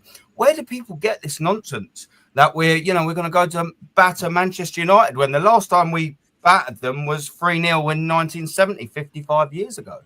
I don't really understand it. Would I take a win? Of course I would. I'd take a horrendous, crappy 1-0 win 30 times every single season. Every single season I would. But, like you said, mate, we don't really usually do too great at Manchester United. It's always a bit of a battle. And the worrying thing is as well is there's also a very realistic universe in which we go there apparently with all this fucking chest, and guess what happens? We get rolled over 2-1 or something like that. Would anyone be shocked if we lost that game 2-1 on Sunday? I fucking wouldn't. I'll probably go typical. But do you know what annoys us? That we get all gutted about it and pissed off and annoyed, and the top gooners that are the best in the planet, they'll go, oh well, on to the next one, who cares? But we all pick up the pieces, us fans like us. That's what annoys me. We all pick up the pieces. Jez have been going to games for years and years and years. His whole entire family been going to years and years. The geezer's got programs from the 20s, for crying out loud. He's picked up the pieces. Lawrence picked up the pieces. I've picked up the pieces. Macy's picking the pieces up, where she's picking up the pieces. Barter's all right. His team's good. His team's good. And, Antonio, we've been picking up the pieces. Nats, you picked up the pieces. Manchester United, all right, sorry, touchline. You've been fucking shit, but guess what? The last 2 seasons, you won 2 trophies. What have we won in the last 2 seasons? Of the second place one. Oh, buzzing. Absolutely wicked with that. What do you reckon on that touchline? I'll bring you in with this. What do you reckon on Sunday? Because you must be hearing the same bollocks as I do, because we swim in a similar sort of circles in terms of YouTube. What do you reckon on Sunday, man? Are you coming with chest, I'm wondering, or what? What was that? No, I reckon Arsenal win this one. Yeah. But I don't think it's gonna be 4 or 5. I think it's gonna be just like 1-0 or 2-0 like last year. Yeah. You know what I'm saying, I think it'll just be that. I think Arsenal will get a goal maybe 40th minute or something, and then just sit there and just play it out and 1-1 or 2-0. I mean, when we beat you in the FA Cup, that was brilliant. But I had a bit more confidence that day. I don't have confidence at the minute. At home, we're just terrible. I think we've lost apart from Ipswich, I think we've lost like 6 home games in the league. I could be wrong. Up until about Southampton, because we lost to Palace. Actually, no, I don't know. But maybe it was like one. We won 1 in like 4 or something. I don't know. Maybe I'm wrong. But yeah, I'm not confident at home, man. But Arsenal, listen, they beat PSV, but them PSV defenders were drunk. They were drunk, mate. The defending for that goal was unreal. Was poor. Sorry. Yeah. And yeah, but I'd go 1 or 2 now. I'd be confident if I was an Arsenal fan. I can't lie. I'm not confident if I'm a United fan. The thing is, bruv, I totally get that from a Manchester United perspective, yeah. Because you're as well having a bad season. I totally get it as well. But from an Arsenal fan, neither of us must be confident. Like, it's one of them. But we can't score goals. We can't score goals either. Yeah, Listen, that's what I'm saying. Don't be fooled by the 7-1. Like that. What did we follow that up with? Leicester, Mikel Merino, apparently the best striker in the world after he got a little brace after 80-odd minutes and that. What did we follow that up with? The West Ham performance. But there's a chance you will score a goal. Like how many times this season have Arsenal not scored in a game? I think maybe the nil. The only nil I can recall instantaneously, especially at home, I know we're playing away, is the Everton one, and that was an West Ham as well. They're probably Everton, of course. West Ham, yeah, I literally just said it, crying out loud. Yeah, so there has been a couple. I think we've been worse at home, if anything. But Inter Milan, yeah, that was another nil. Yeah, in Europe, yeah. There probably are sort of, on the spots. But the point I'm sort of alluding to is, Newcastle. Where did we stop? But we've not scored. Yeah. Jesus, that's it. Yeah, we've not. Yeah, Newcastle. To be fair, you're right. We've not scored though. I think I want to say it's 19 out of how many games we played? 26 or 27? 27. I think it's 19 or 20 out of the first halves of every single of 27 games or something like that. We haven't scored in. So we've not scored in 20 first halves of football this season. But touchline, do you know what worries me though? Yeah, and I will say this, and I'll say this time and time and time again. If you want to change your season around, if Amorim wants to change his managerial career at Manchester United around, Arsenal on Sunday is the fucking perfect game. Because I'm telling you, we are that team to play against. If you need an inspirational win to get yourself out of relegation, if you need an inspirational win, aka against Chelsea when we smashed them 3-0 at home, and guess what? And Conte done? Oh, he went on an absolute winning run and won the league. If you want an inspirational title win or a season changer, play Arsenal. And I tell you what, there's a great chance that you might change your season. And that's what worries me about the Sunday game. I expect to go there and win because I know somewhere ingrained in the whole entire thing, Arsenal are a better team than Manchester United. But we've been horrific at Manchester United for decade upon decade upon decade. And that history obviously must make something. There must be something in their eyes, in their heads, whatever. I don't we don't constantly win this season. I don't think for this game, bro. Look who we've got on our bench, man. We're going to play Cheeto probably up top. Yeah. I mean that might be written in the stars if he scores. You're saying it exactly right, man. Yeah. Go on, sorry. Go on. If he scores, that is going to send Arsenal into World War III meltdown on Twitter because they were giving it all the big one the other day. What was the game he had a stinker in? Oh, it was a Fulham game, wasn't it? We missed the chances. Yeah, and they were all sitting there. They were getting proper like dissing him and all that shit. But then if you do it to Lewis Skelly, they don't like it. You know what I mean? You're going at a kid when he's actually 17 or 16. Yeah, you think he's 17. Yes. I don't even know how old she is. I think we signed him when he was 16, but yeah. I think you nabbed him at 16. Yeah, something like that. I can't lie, mate. It'd be nice to see him score, to be honest with you. It'd be hilarious. Just that one moment. But you lot gifted Rashford a career. So, yeah, I mean, you might be able to give Cheeto a career. Yeah, he come on and scored a brace, didn't he, that day? What was that, 20? Was it 17 there? 16. Knocking on there. It was 2016. He scored 2. 16, was it? Yeah, he scored 2. He scored 2. That was Big Daddy Banks gave him a career. Yeah. You should be thanking him every single fucking day of his life. I got a question though since you guys are Arsenal fans, is there any pressure on Arteta in the Prem? Because I think the Prem's over. I don't really. I agree. I agree. Like there's no pressure. I said earlier at the start of the stream, right? We would win, but I don't think it'll be like 4 or 5, or definitely not 6 or 7. But I said 3-1, and the only reason why I said 3-1 is because how poor Man United have been. Yes, historically, we've not done well at Old Trafford. I know that. But this Man United team, I have to be real, it's the worst I've ever fucking seen. But, It's diabolical. we say that every year. This is the worst Manchester United team we've ever seen. We'll smash them at Old Trafford. But at least Ten Hag could keep the score down. down. Yeah, but at least Ten Hag could keep the score down. With this Amorim guy and with the team that they've got and all of that, you know, I don't see it. Now, could I be wrong with the scoreline 100%? I still think we'll win. Touchline thinks we'll win. But look, it is what it is. But to answer your question, Barca, like, yeah, the season is done. And the reason why I said 3-1 ultimately is because we have no pressure. And when Arsenal have no pressure, we deliver. We perform. We're on top.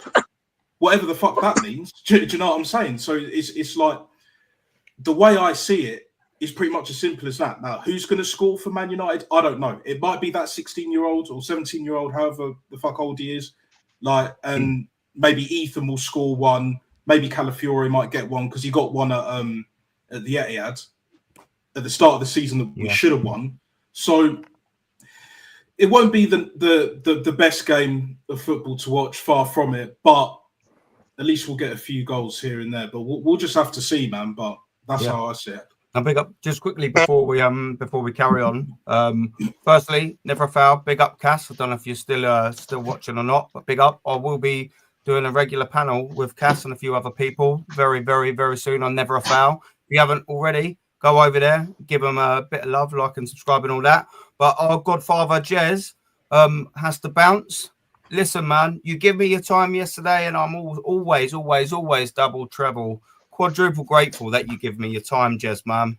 The football IQ's bursting out that nut of yours, man. And thank you very much for sharing it with me, my friend. Shout your thing out, my man. It's always a pleasure, guys. Pleasure.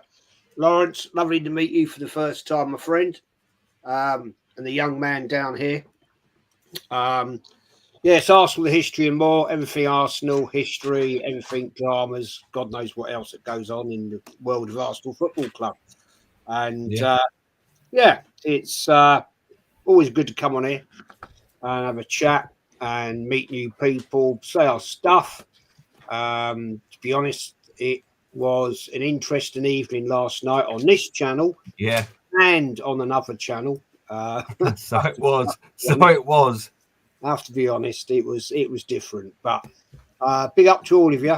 Rashid, legend, Normski as well. Speak to you all soon. And I'll catch you, all you lovely people, later. And I'm just going to say, before I go, that game on Sunday, mate, that is not going to be an easy game. Score prediction, Jez. Before you bounce, my brother, what do you reckon? Before you say your piece and the score prediction, that's what I want from you, Jez.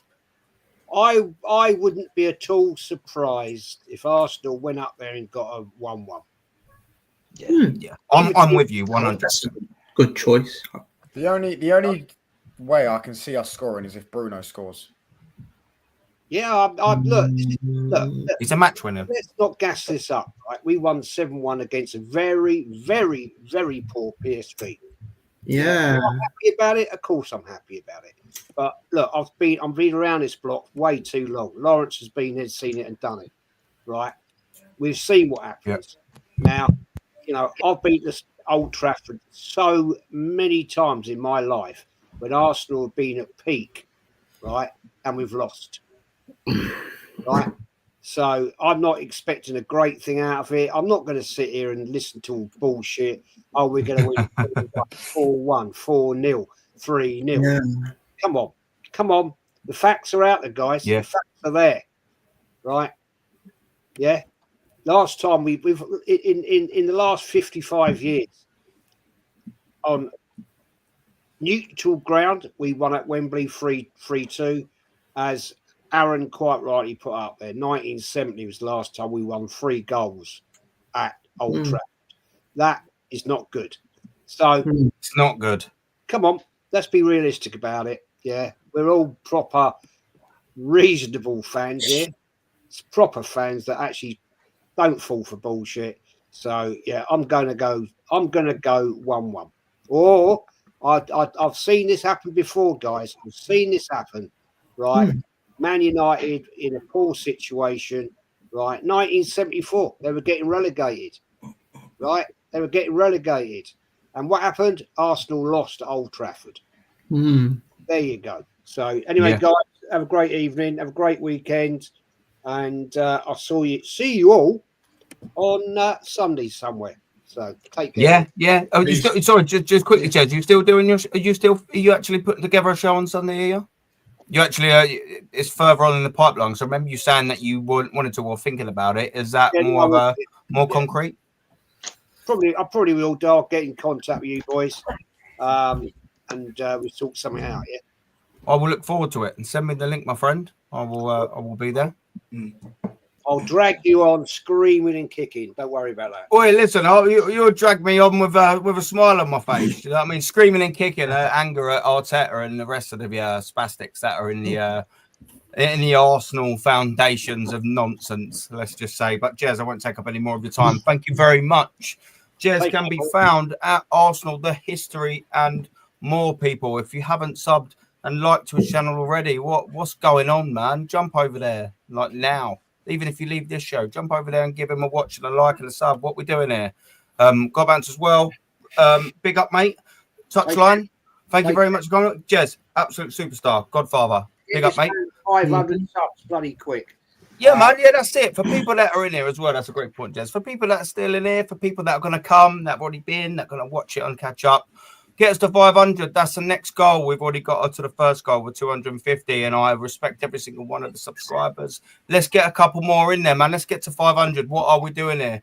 But yeah, big up, Jez. Absolute fucking superstar. Godfather.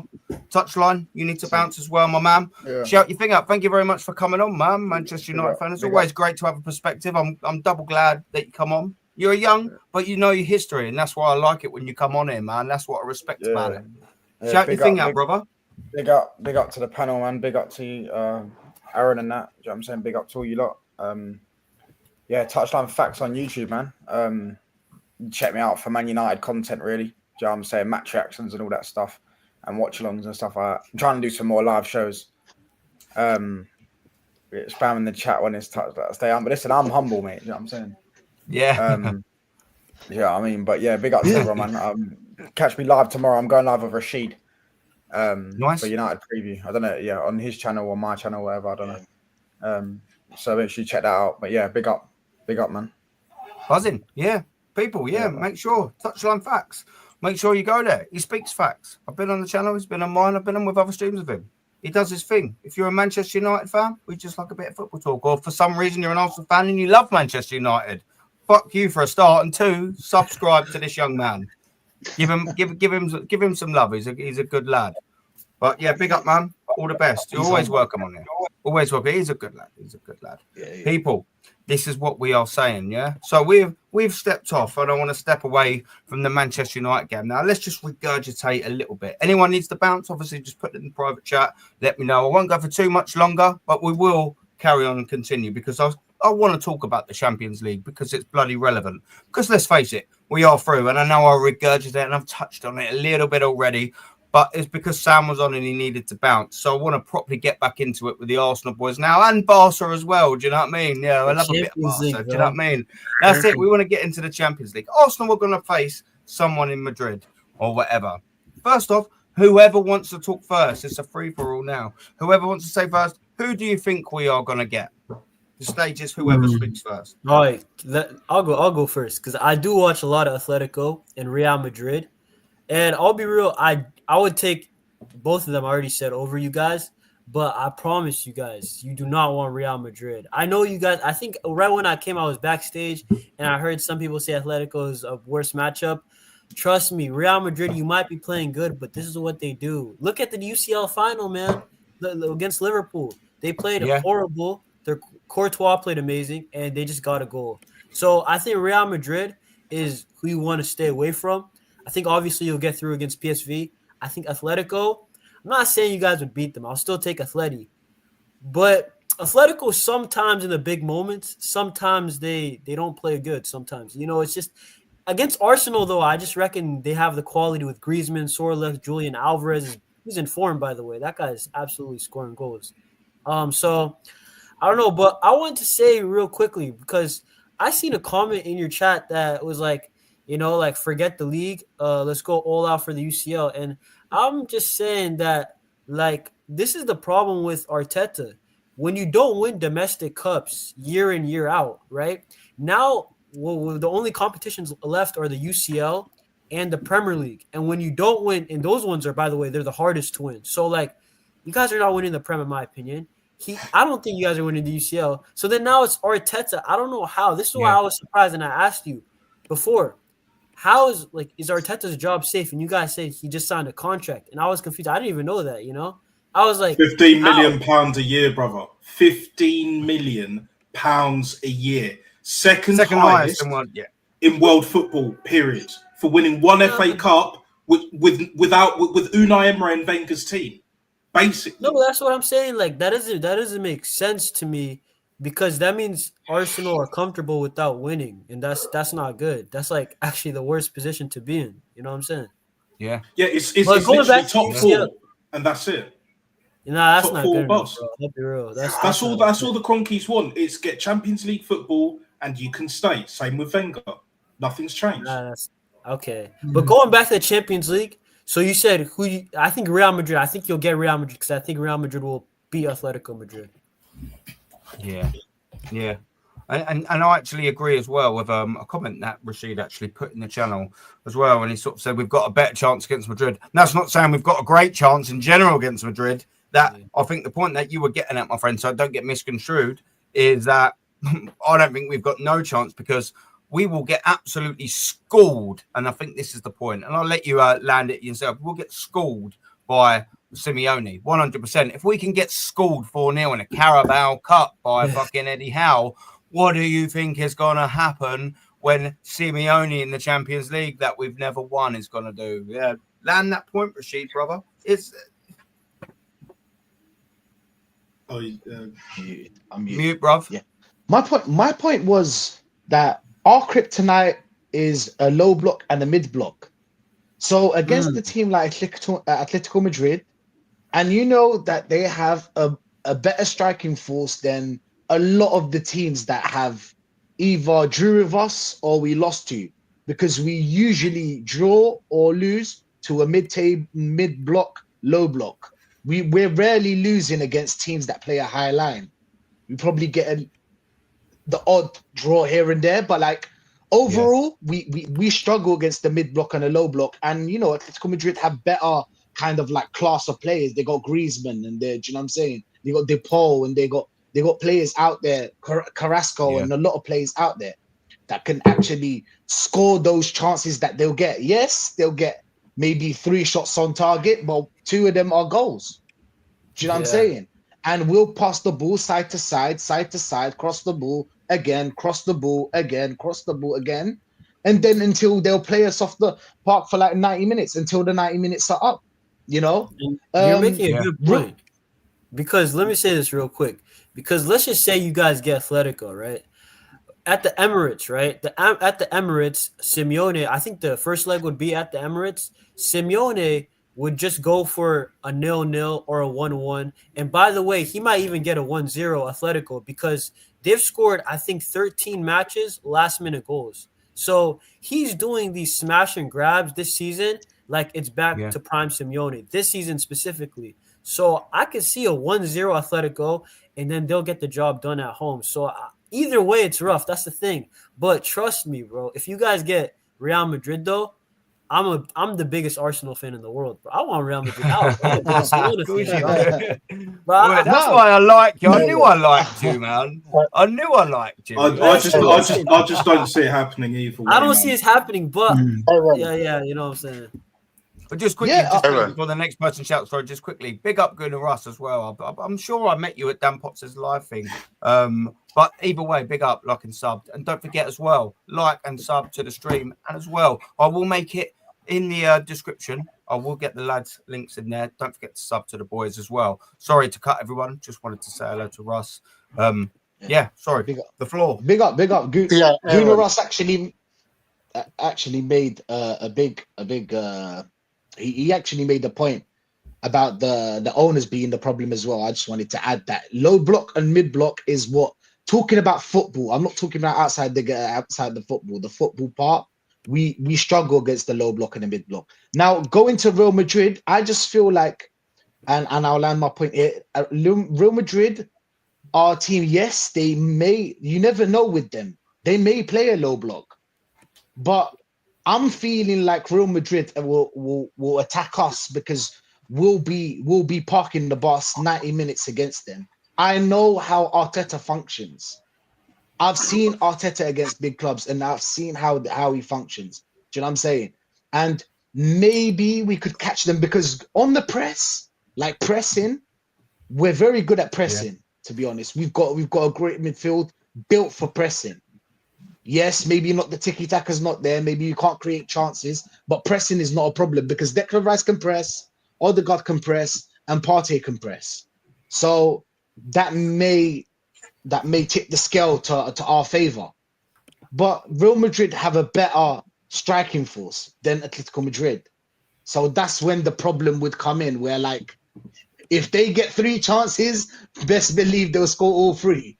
Because Vinny, Mbappe, they got too much talent there, guys. They've got players on the bench that would start for us. They got players on the bench that would start. They'd all start for us. Yeah. Bro. They're clinical, like you said, Rashid. Spot on. They are clinical.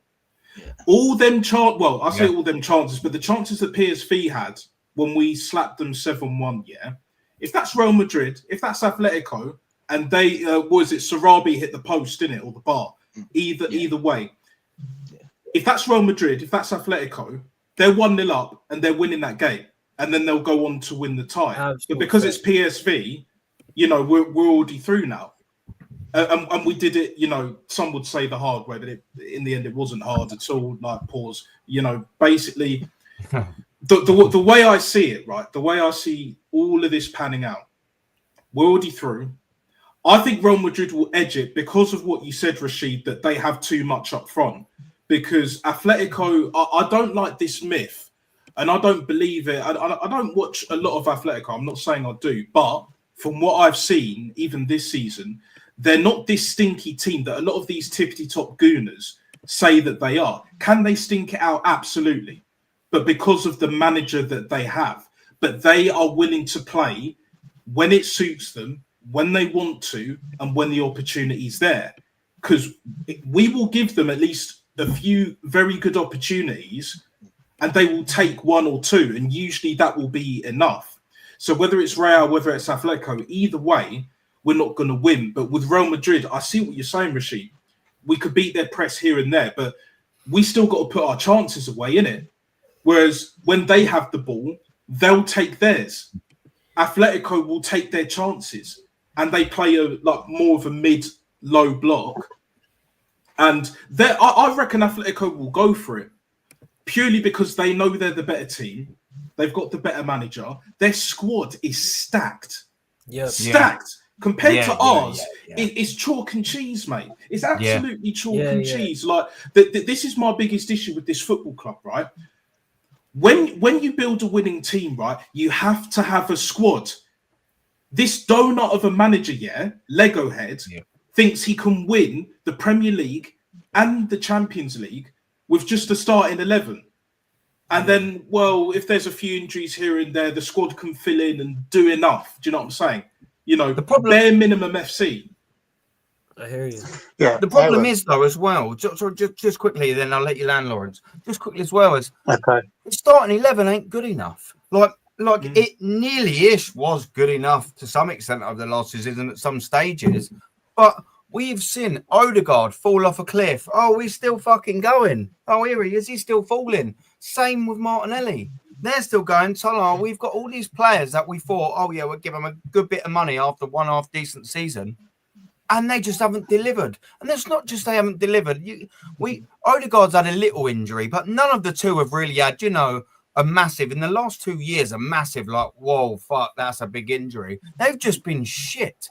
They've just been not good enough. And we're talking about a left attacking player, a massive, who, if you're not going to have a striker, and let me use Liverpool as this example, if you're not going to have a proper out-and-out forward, you need a player like Firmino that for some people think that Havertz is, that's going to be the link-up. You need a Salah and a Mane to be able to give you high double digits in terms of goals and assists every season. Now, when you're getting that from Saka, and probably still not enough like Salah would do, you definitely need it on your left-hand side if you haven't got it at the forward. And guess what, people? Martinelli done it 2 years ago. He hasn't done anywhere near. So if you ain't got a striker, now all of a sudden you've got Kai Havertz up front who ain't a fucking striker. Now you've got a left attacking winger who absolutely ain't doing it, ain't winning you games, ain't being clutch, ain't scoring goals, ain't really assisting. He'll get you a couple, but none that are getting you more points over the case of a 38 game season. Then you're starting to think, all right, well, all of a sudden now one person in Bukayo Saka out the front three, they're only doing it. That's worrying because that's 33%. That's actually doing half decent in your whole attacking lineup and you're playing a 4-3-3. Then you go back to the midfield, 4-3-3. So there's 3 of them. Well, you've got Thomas Partey, who's doing his thing. And then you've got Declan Rice in there, another defensive player who ain't an 8. He's a 6 for some reason playing as an 8. So you're like, all right, well, you ain't really going to get 2 attacking from them. So you think, well, hopefully our right 8, Martin Odegaard, will get 15 goals a season like he will the season before and be that majestic player like he did. Oh, but guess what? He's fucking falling off a cliff either. So all of a sudden, your 4 attacking players out of your front 3 and your only attacking midfielder, 1 of them is injured and shit anyway, even if he started. And the other 2 are out of form. And the other one's injured. So we are just absolutely devoid of it. So when we're saying about starting 11s, I'm sort of thinking, what fucking starting 11? That's where I'm at. I'm like, what starting 11? We don't just need to get players in to fill voids like Mikel Arteta's done. Look at the last few windows, boys, yeah? The last few windows. Kai Havertz, that's not a starting 11. He didn't even know where to play him. He didn't even know where to play him when he signed him. Then you got Yuri and Timber. You know, he finally found a place to start him, and that's only because Ben White got injured. So he was at left back before. He's even played at centre back. And then again, Declan Rice. Oh, we've signed him as West Ham's absolute destroyer of a midfielder. We play him at fucking left 8. And look at this season. This is how embarrassing this fucking transfer window's been this season. Mikel Merino is one of the worst footballers I've ever seen at Arsenal. And I'm factoring in the fact that we paid 35 million for the geezer. He's 28, 29 years old. And we only had 1 year left on his deal. He's been crap all season. And we've got Calafiori, who ain't a left back. He ain't a centre back. I don't know really what he is. Either of them ain't he's done a striker, well for mate. He's a striker. Exactly my point. And now the conversation is, oh, guess what? Who starts up front for Arsenal? Calafiori or Mikel Merino? And the funny thing about it is, which is the final landing point that I'm going to bring to, they cost the same amount of money as the release clause for Gyökeres. What are we doing here? What are we fucking doing here? But we'll blindly support the manager. Don't worry about that because he knows what he's doing. He knows exactly what we need. Look at that fucking song in itself. They can't even get the song right. Tierney at the back, he ain't even play him. He's our best left back, and we've signed Zinchenko because Kieran Tierney's so injured. We signed Zinchenko. Oh, but guess what? Zinchenko's always injured. So we'll sign Calafiori. Guess what? Who's always fucking injured? You can't even write it. You can't even write the level of spastic that runs through and ingrained and now, unfortunately, seeped its way into the poisonous DNA that is fucking Arsenal Football Club under this narcissistic little prick called Mikel Arteta. Wow, I've finished that little rant. Someone else, follow me. Lawrence, I know you was going to say something. Sorry there, bud. I went off on one. Yeah, that's all right. That's all right. As much as I'd like to see us get past Real Madrid and Atletico Madrid so we can play Liverpool or Aston Villa in the semi-final, I'm realistic. I know for a fact that there's only 3 hopes of us getting past one of those Madrid teams. A slim hope, no hope, and Bob fucking hope. Yeah. You know, big shout out to Russell as well, Gunnar Russ. I know him very well. But I know for a fact that this season's going to be over for us come the next round, because I don't see us progressing past Real Madrid or Atletico. No way. And so then what we got? Oh, to finish second behind Liverpool. Brilliant. Because we all know at the end of the day, you get a trophy for finishing second, as most of our fans seem to think. Yeah.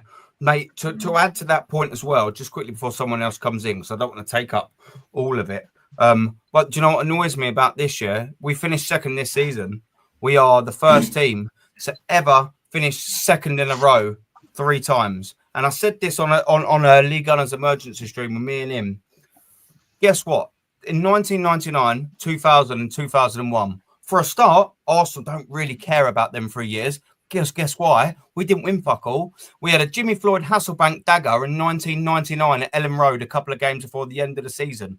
And I think Nwankwo Kanu scored 1-0 away at Aston Villa in the last game of the season. Manchester United won that. We also, unfortunately, had Patrick Vieira. Love you, bruv. But what was you doing giving the ball away to Giggs? And he just destroyed, please take him out. And then we just see his hairy chest running around in 1999. We don't remember 99 fondly, or 2000, or 2001. But guess what? Them 2 years are, because we'd probably finish second this year. Maybe. It wouldn't surprise me if we didn't. But what I'm going to say is, we're going to finish second for 3 years in a row between the 5th place and who knows next season. Guess what we done the last time that we finished second 3 times in a row? We won the fucking double each time. We sandwiched them 2nd places, them 3 2nd places in between a double. 1998, Mark Overmars at Old Trafford. Here we go. And then Mark Overmars and Nicola Anelka, Newcastle 2-0 Wembley. Bosh, have that. There's your double, Mr. Wenger, in his first full season. And then again in 2002. What have we got to say about that this year when we finish second or whoever gives a fuck? There's no success. There's no success in between this. But, 2nd place. And I'll say this again, yeah, because it's worth saying this all the time. I was stunned to my little bastard of a core in last year. I think it was the 20th of May that we played Everton. And we all knew that Manchester City were always going to beat West Ham and win the league. That's fine. But it's still a mathematical chance. And the last day, who knows? We've seen stranger things. We've seen Lasagna Gate at Spurs.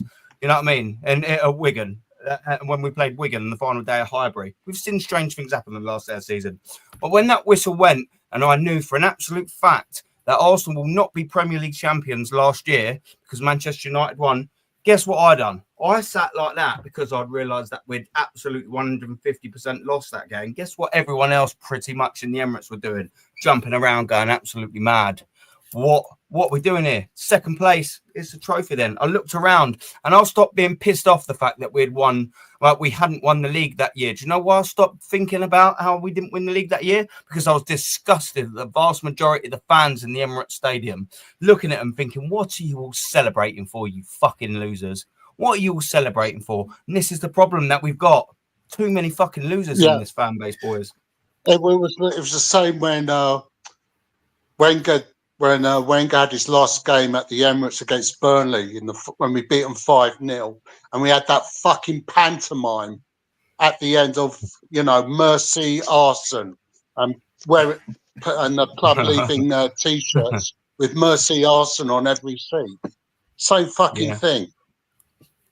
Yeah, I also want to say, because I think even in the last, since 2016, that Arsenal's fan base, the standards have dropped even since then. And you guys weren't even winning too much then, because you guys remember like prime AFTV. People were mad if you were Wenger in. They were legit that, bro, if you were Wenger in, bro, you'd get cooked legit by many people. And if you now, it's not the case. If you're Arteta in, you're a top gooner. Like, I don't know what's happening to Arsenal. I already said I think it's a problem because if you're comfortable, like if your club especially is comfortable with not winning, that's not okay. And what I will say, you made a very good point when you were talking about the squad, Calafiori, Mikel Merino. Yeah, dude, I don't know how you guys spent this much money and the squad is not that good. Even forget the bench. Like the brother above me was talking about Atletico's bench, right? Bro, forget about Arsenal's bench. Arsenal's starters, bro, there's still like 4 players you could easily improve on. You know what I'm saying? Easily. Easily, right? Aaron. Aaron, you haven't mentioned Raheem Sterling about what he's brought to the team. I haven't mentioned him because every time I mention him, I want to just machine gun everything. Yeah, I want to break stuff. grand a week, and that's being subsidised. But even then, that's way too much. I wouldn't even pay him 15 grand a week, bruv, at this point. Like the guy, it's a joke. But again, it just sums up the whole football club. You made a great point, Aaron, about end of last season, innit, against Everton. What did Lego Head say at the end? Because you were there, innit? He said, "Don't settle for second place." What do these fucking losers do? They settle for second place like bumper holes, bruv. Best believe that. No standards FC. But again, the cult of Arteta Matrix, whatever you want to call it, these fuckers never, ever, ever, forever learn. Period. Yeah. Period. Because like I've got to drop that little remix every now and then. But again, it's all about the fantasy. Like Disney FC fuckers, yeah? Like a lot of these weak-minded fools, right, still to this day seem to believe that this manager has like essence of Wenger, but like new school kind of tactics and with the XG, and don't even get me started on the ribs, bibs and dibs and pibs and that. Do you know what I'm saying? Them load of bollocks. But like, he ain't it. It's as simple as that. Yeah. He'll never be the guy. And because they see him as a younger Daddy Wenger, yeah, their Lord and Saviour, really and truly. And then obviously you got the other lot that were Wenger out that felt a bit bad. I don't know why, but you know, like it is what it is. But ultimately, to finish on this, right, we will not succeed at this football club until the standards are elite. Like Real Madrid level, Barca, more so back in the day, respectfully, because I know you guys have won, you know, Champions League trebles and all of that. But the way I see it, right, we know that these fans, too many of them are way too far gone, innit? They're way too far gone. You can't tell them shit. You know, you can't show them shit. All the facts, all the real statistics, yeah, they'll just turn the other way. I've been putting in here for days, and mate, do you know what? Like, like, there's all the stats of what I pulled on my show. There was a few graphs, like I said. Go and watch that if you haven't already. Go and watch my Everything's Wrong with Arsenal show yesterday. I pull them absolutely apart with all the facts that I brought up there. Absolutely ripped them from. I've ripped the skin off their fucking bones. And do you know what? Here's another reason. Like, you've got Arteta, and you trust him, who signs Kai Havertz, and you're supposed to trust him. We've signed 32 players, under this manager, and I can only count 5 or a generous 6, which is horrific math when you consider we probably need about 10 players in the summer, but we'll probably maybe maximum sign 6. So based on the math of the last 5 years, only one of them 6 players are going to actually be any good. And this manager, don't forget, is the manager that signed this bloke.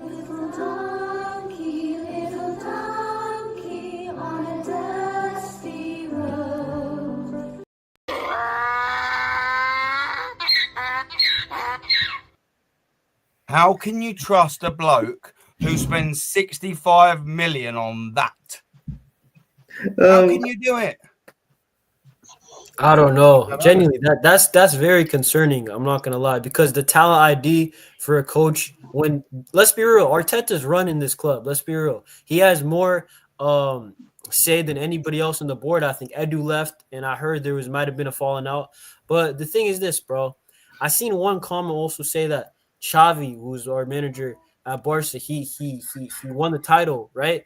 But things the next season, right? And he got over the line, actually. The next season, we regressed so badly that everybody was Xavi out. So, but my thing, I'm going to move this on to Arsenal. Bro, Arteta hasn't even got over the line. And I think that you guys have peaked. I think not this season, I think the 2 years before was the peak. If he was ever going to get it done, that was the moment. And I think now is regression. So if they do this phase 4, phase 5, phase 6 thing, let me say this phase 5, 6 thing, this phase 6 thing, it's going to run out, bro. Eventually, even the happy gooners, the top gooners that believe they're doing the right thing, supporting the club, it's not going to be even there eventually. Once it reaches phase 7, phase 8, they're going to be like, yo, what is this? You know what I'm saying? You cannot repeating what you're doing. It's not going to work. So eventually this whole PR thing is going to come back to bite them. You know what I'm saying? It will collapse. Yeah, but It will collapse. there has to be an end to this progression. There has to be an end to this progression. How long does this progression go on for? When are people going to wake up and realise it's not working? When are they going to realise enough is enough and it's time for change? You don't keep the same thing going on forever, do you? I'm so glad we have now got to this because I'm going to bring this back up. Yeah, I'm so glad we've got back to this progression bit because I have got our regression stats. If you just bear with us, yeah, because the problem is everyone's sort of saying in the logic, all these top gooners, yeah, they're all like, I don't know what we're saying. Arsenal are getting better. So we finished 8th and then 8th. But then we're getting better because we finished 5th, yeah? That's what they're all saying. And then we're getting better because we finished 2nd. And then we're getting better because we finished 2nd with slightly better stats. You know, we were only sort of 2 points behind it. The problem is these Arsenal fans also then don't like it when you use the same logic against them, yeah? And by that, I mean with the exact same stats and the metrics that they go on. Let me bring you up a little graph there that I have put together, and I'll explain to everyone how we have failed in these metrics. Yeah, Yo, and I don't want to someone's cut got a you private off, chat. I've got to go, mate. Yeah. I gotta my go. my friend. Thank you very much for coming on here. You're always welcome on here. I love what you say, man. Look, big up to you, Barca. Yeah, React, because man. you know Shout why? your thing out. You know why I like Arsenal fans like you guys, and you guys want to know why you guys are kind of interesting. It's because, like, obviously Lee Gunner is the big one. You know, he has the platform, and respect Lee. You know what I'm saying? One of my favorite YouTubers, but also the people that he bring on, like all of you guys, right? When I see Arsenal fans with actual top mentalities like Madrid or my club like Barca, that's what I like. Majority of our fans, at least when it's going south, everybody calls it out, right? It's the popular opinion. And I like how you guys, it's a little community of Arsenal fans who got the right mentality, you know, the winning mentality. Yeah. I'll see you guys, man. I'll see y'all. Shout your thing out, man. Shout your thing out. All right, yeah, okay. So, on YouTube, Barca Reacts. I might be going live today, maybe in like 5 hours or so. I mean, I'm in America. I'm in the West Coast time in California, so you might be waiting. Yeah, West Coast, man, not East Coast. I'm on the East Coast. I know Matty from Lee's on the East Coast. A lot of people are on the East Coast. So, dude, the Barca content. When there's UCL content, UCL weeks. If you're an Arsenal fan, it might be relevant to check it out, bro. So Barca Reacts, bro. But big up Aaron every single time, bro. Legend, mate. Big up yourself and all, my brother. Don't forget that, man. You're welcome on air. I like what you say. People like you, kind, respectful, know about football. You will always and forever be respected and welcome on a platform like mine. Simple. Yeah. End of. That's that, innit, brother? Thank you very much for giving me your time today, my man. All right. Big up and big up the panel, too. Peace. Yeah, man. Absolute legend. So, yeah, so what I'm going to do is I'm going to follow in on the point here, and I'm going to bring up this little graphic here. Yeah? Let's just quickly get that comment off. It's taking some of it. And I'll show you about this regression nonsense, yeah? So it's obviously clearly labelled here, Regression FC. And I'll tell you why. Because we've got 2 years ago, and it's all after 27 games for Arsenal, yeah? So there's no whinging, no bittiness, no this or no that. 2 years ago, we had 21 wins. Last year, we had 19 wins. This year, we've got 15 wins. Now, there's not too much difference between draws. We've drawn a lot more this year, and the losses are there or thereabouts. They're the same. There's no progression really or regression. And then we're going to go to the goals for, because that shows you how the team's playing as well. Goals for 2 years ago, 62 we scored. Last year, 68. Buzzing. We're progressing. This year, 51. 51 goals against. 2 years ago, 25. Oh, we got slightly better last year at 23, and we haven't improved this year at 23. Where's the progression? Your goal difference has gone from 37 2 years ago to 45 last year to 28 this year. And then the points. 2 years ago, we were leading the table by 5 points with a total of 66 points. Last year, albeit in third place, we had 61 points, only 2 points off the leader in third place. This year we have 54 points, 13 points off the leaders. How the fuck is this progression? They only see progression because of like the league the league table, innit? Like league finish. They only care about league finish. But like you said, Aaron, we've scored less goals, we've drawn more games. Okay, the losses are there or thereabouts, other than last season. But if you look at the points, 54 points after 27 games, could be 54 after this weekend. Even though I predicted a 3-1 win, but that's by the by. Look at the gap. Mind the gap, as they were saying, all these top gooner fuckers, But I want to ask a lot of these Arteta-inners this question, and it's kind of related, but I'll bring it back. I'll spin that record back. Don't you worry, my friend. Like a record, baby, round, exactly. Yeah. And all of that shit, Like, why are these fuckers even supporting Arsenal in the first place? Like, this is the question that I would ask them. Even the Agals, the Fuads, Duads, whatever the fuck his name is, and others as well. Why do you support Arsenal Football Club when you have your standards in it, or lack of standards, no standards? Why do you support this football club and have a go at us for having standards, wanting us to win? And then telling us to fuck off down the lane, which is basically North London 02, because that's what they are now. Let's be real. Like, no one was shocked when they went out to Liverpool in the Carabao Cup in the same round that we fucking did. And they probably did a better job, because at least they won their first game at home like we were at home. Yeah. So it's very, very simple, mate. Why do you support this? We're supposedly meant to be the third biggest football club in the country, yet your standards are Barnet, probably even Boreham Wood. Why? Why do you support this football club? Why don't you support Barnet? Why don't you support Boreham Wood? Leyton Orient, as Lawrence said earlier. Why don't you support fucking, with all due respect, Palace? Because I've got nothing against Palace. Palace is not too far away from me.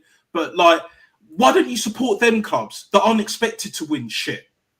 But yet you want to support our club because it's this bitch-made mentality. It's status simple. Like all these Instagram thoughts, innit? Doing all this, pouting for views, innit? Like, and all that fucking bullshit. It's like, this is what we have at this football club, bruv. We've got pouters, bruv. Bitch made, no ounce of bollocks at all. And then when you show them this and other facts, proof, they want to dismiss it like a bitch would. Let's keep it all the way James Brown, ain't it funky in this bitch right now, yeah? Like, really and truly, right? It makes no sense to me. They're not making sense to me or anyone else on this panel.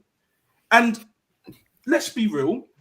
There's only so many times that a Lee Gunner can say it with the size of platform that he's got. Northside, who will get there. He'll get to 100K soon. I know it. We all know it, yeah? And then the rest of us. Yeah. Like there's only so much we can say, but at the same time, there's only so much that they can chat shit. If you're in a relationship or if you've got a friends group and then you've got that one that's constantly chatting shit, constantly just like empty promises and blah, blah, blah, blah, blah, even the most positive people are going to be like, do you know, I've had enough of this. Do you know what I'm saying? And it will happen at some point. And I reckon it will be when we slip down that table. Because I remember you saying earlier, Aaron, in this stream, that we probably will finish second. I said we finish sixth. I know that's more wanting than will probably actually happen. But next season, I think that will happen for sure. Whereas this season, it's might do, might not. Because what is it? We've got basically 11 games, including like this weekend. So, like, and I'm struggling. I am struggling to even remotely like reason with these fuckers. I really am. I really am. It pains me to see where this club has fallen. Like, I've been an Arsenal fan since basically 01. So what is that? 20 plus years, going on to 25 years. It will be in a couple of years, right? I've never been to Highbury. It's one of the biggest regrets I have in my life. Never been to Highbury. I've only ever been to the Emirates a couple of times. But yet you've got a Nagao that even said himself after Jez asked him the question that he's been supporting Arsenal fucking football club since 98. You've seen more than I've seen, mate. But yet I have the standards that you should be having, but you don't. Because you care about league position. But fuck out of here, man. Like it's done. It's done. I've had enough. What do you reckon Nagao would say to this graphic right here? He'll deflect. Nothing. He will deflect. Because it's there. Laid out. These as well. Just obviously. Red cards. Exactly. I took this off of PremierLeague.com. Them picture there, they're off of the official league.com. So there's no silly little editing or whatever. Everything there is official that I've obviously mocked up just for people to see. That's that. What can you argue with that? But they find a fucking way, didn't they? Lawrence, go on. Sorry, bro. Yeah. I don't know if you know who Craig Burley is, right? But he's a pundit out here in the States who does a show called ESPN FC. That's that used to be known as SoccerNet on the internet. But they moved to TV and it's now called ESPN FC. And a few years ago, he made this statement about Arsenal fans that hits the nail on the head. He said that most Arsenal fans are a mirror image of the club itself. They've got weak mentalities. They are spineless cowards who accept mediocrity and failure for success because they're failures in life themselves. And that's bang on. Right. Like I told you earlier, I want to see this club winning league titles and Champions League and FA Cups every season. Right. Call me greedy, but that's why I support Arsenal. That's why I watch football every weekend. Okay, I want to see my team lift silverware at the end of every season. Yet we've got people in this fan base who think, oh, well, Mikel Arteta, he knows what he's doing. He took us from 15th place to 8th, 2 seasons running, then to 5th. Now he's got us to 2nd. That's progression. I'm happy with that. I don't care if we don't win a trophy. And my point is the real problem with this club is the fucking fan base, because we've got these deluded pricks who seem to think this manager is bigger than the club itself. And until that is addressed, we're not progressing. We're regressing, as you said. Yeah. Well, you know, as I say, every metric is there. Look at it. Sorry, Messi. Another fact, Aaron, my friend. You know, Bavs, that one of these useless fans. He came out a few weeks ago and he said, "Oh, Liverpool are lucky they're top of the league because we have injuries in our squad." Bavs, let me tell you something, you Rikishi-looking pussy. This is who you are. Look, that's something I want to show Babs. Look, this is what he looks like. Look. You love the WWF. I can guarantee you, he looks like one of the super. Hold on, one sec. Hold on, put it back up. I'll remove this just for a sec, so you're bigger. Go on. This is what Babs looks like. Look. Look at it. Move it to the. Is that up? Down, yeah. Is that Ooh. Babs looks like a sumo.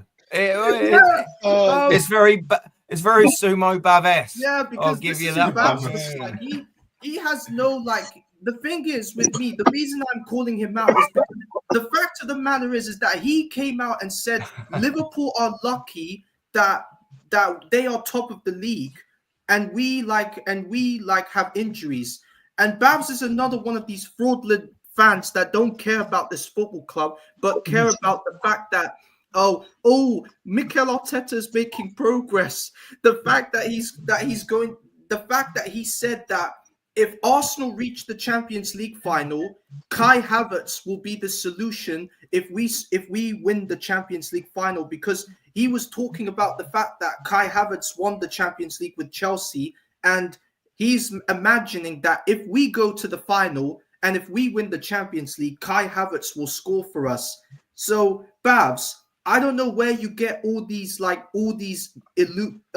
hallucinations from, man, because if you were a true Arsenal fan, then you should know that the aim of the game is to win the biggest trophies of them all. But you just care about the hallucinations of Arsenal could be somewhere like in a final. But you have to stop imagining things. That will never happen with this manager, because this manager will never ever get this club back to where it should be, because every single time we finish in a league position like second, all he does and the rest of the other top Guna wastemen like Egal, Dowdy and all these others, they always say, oh, but at least we're making progress again and we're in another season in Champions League. So that means Mikel Arteta gets to stay for another season. So I just don't know, like, when are all these top Gunas realize that we are the third biggest football club in England, but we are acting like a National League side. You get what I mean? Because if we were the third biggest club, then all the fan base, the AFTVs and all these other weirdos, they should know that they should understand that Mikel Arteta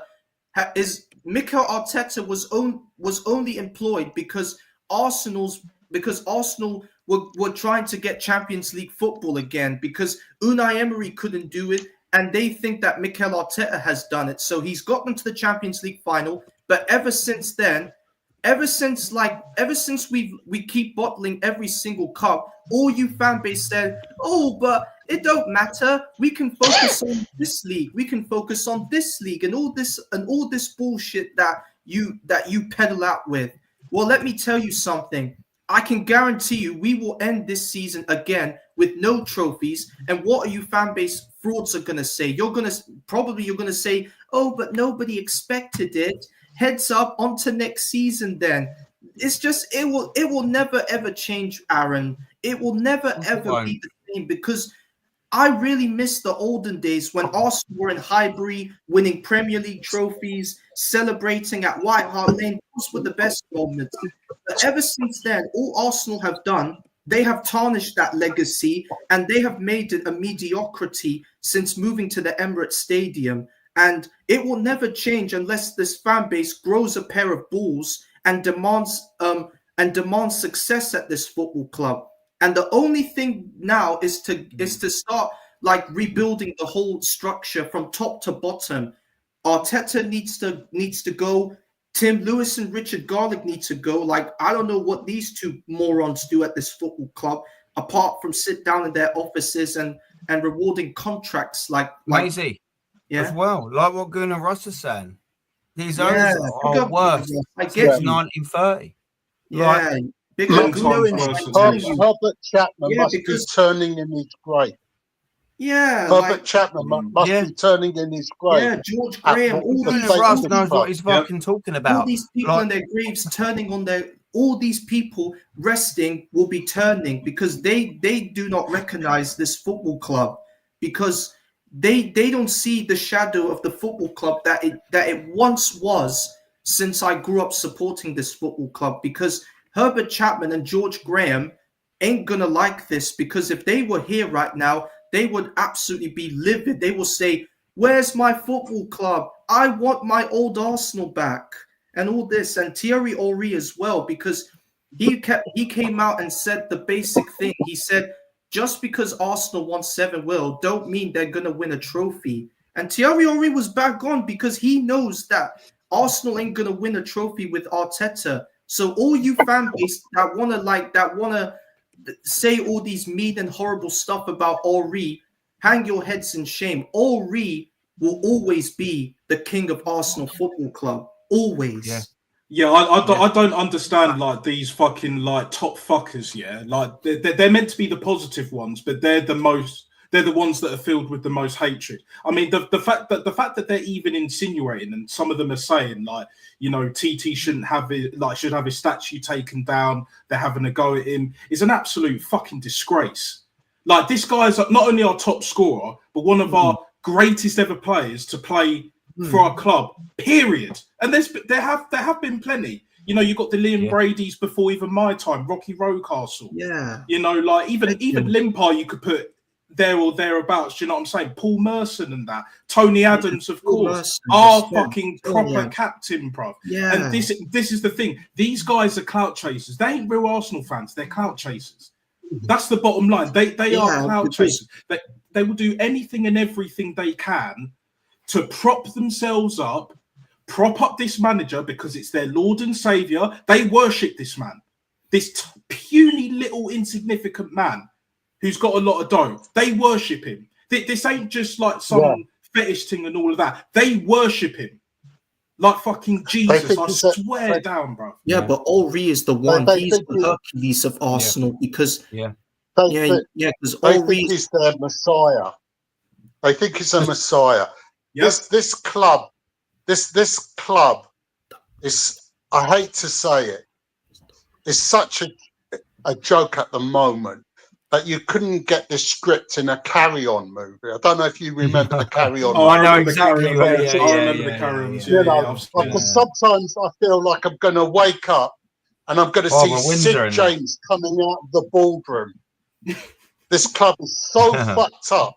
It hurts me saying that, but it's so fucked up inside, from the owners down to the manager and some of the players and the fans. It is so fucked up in the way it's run. You know, this club that supposedly prides itself on history, tradition, and class is so far away from that. It's unbelievable. Yeah, and another thing. Now, listen, facts. Just one sec.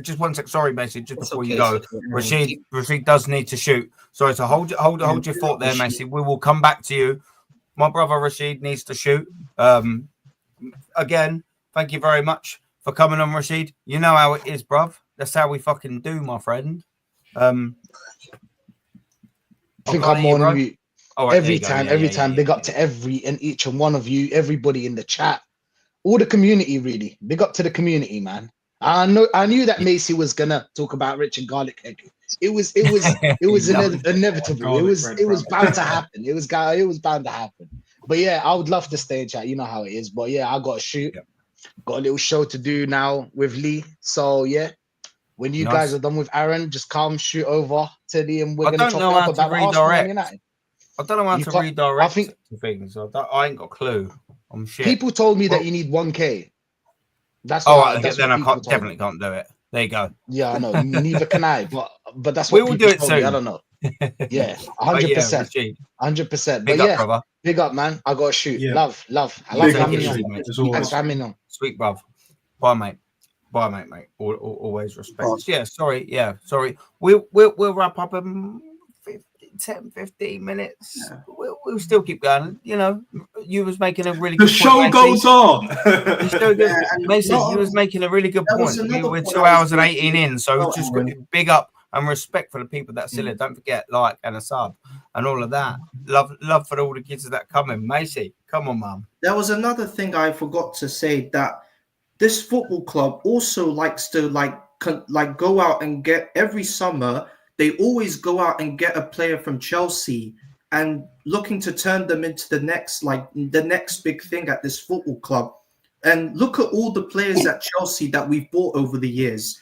William Gallas, Petr Cech, David Luiz, Willian, Jorginho, Kai Havertz, Raheem Sterling, all these players that left Chelsea and came to Arsenal. What did they all do? They basically tarnished their own careers in football, because neither of them were good enough to wear this football shirt. But there were two players that left Chelsea and came to Arsenal that did show a bit of heart and fight for this football club.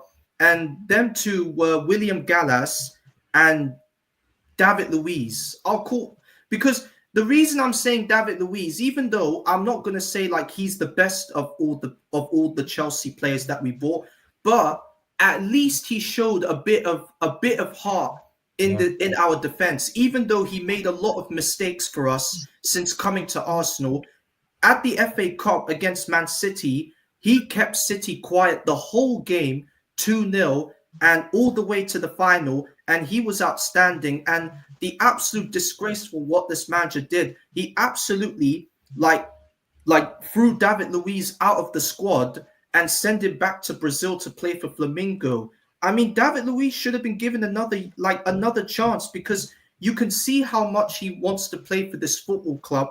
And the fact that I could have named him as the captain, him and Aubameyang as my two captains. The fact that Arteta gave the captaincy to I don't know who he gave the captaincy to during the pandemic year, but I think it was Xhaka. I think it was Xhaka. Because he had it before, and then that was one of the reasons why he stayed. Because remember, Unai Emery wanted him out the door, innit? He tried to play him in that pivot, didn't work, and then he was doing all of this, against Palace at home, and absolutely disrespecting the whole football club, the fans, at home as well.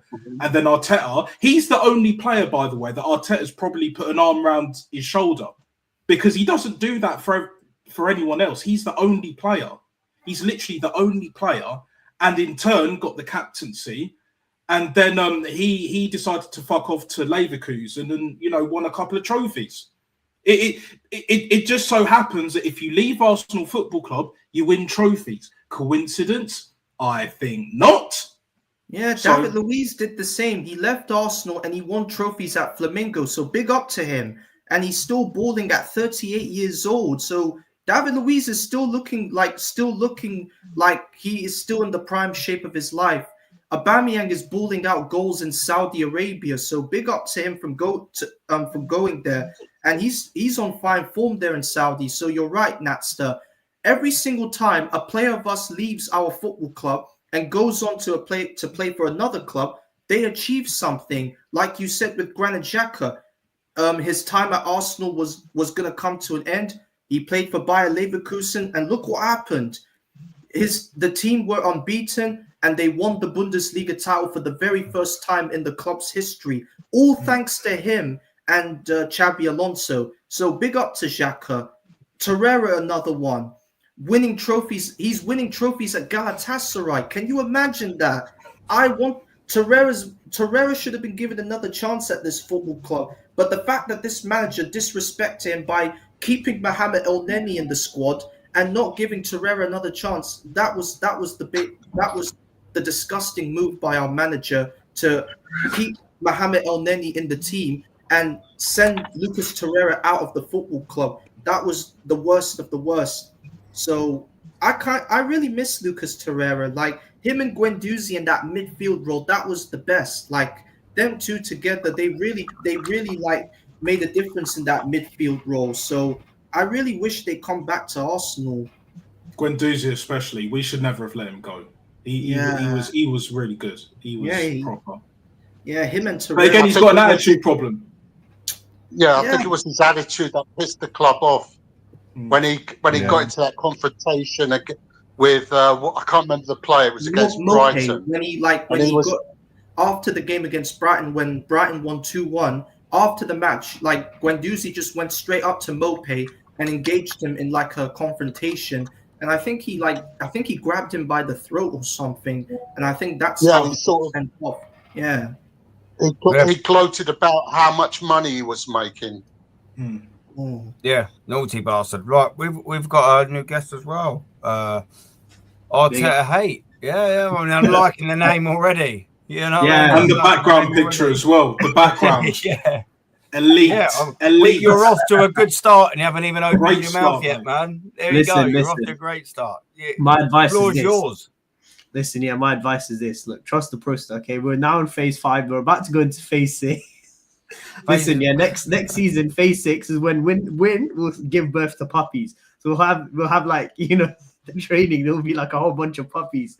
And listen, he needs another 800 mil to spend. He needs another dog called Nothing. He needs you need more. Kyle Walker's falling out of favor at Man City. Maybe you need Kevin De Bruyne, Gundogan. They're all getting old. They need to come down to the Emirates. a bit of experience, as they say. Maybe you need like Mudryk, Chris Benoit, Badiashile. What was the other guy? Guys like Nico Jackson. You guys love a whole bunch of Prem rejects. So yeah, listen, I don't want to sign another Chelsea player as long as I live. Like, Mudryk is an absolute quality player. Nah, I don't want him, mate. You can keep him. There was a stage I thought I'm not a Chelsea fan, by the way. I'm a Liverpool fan.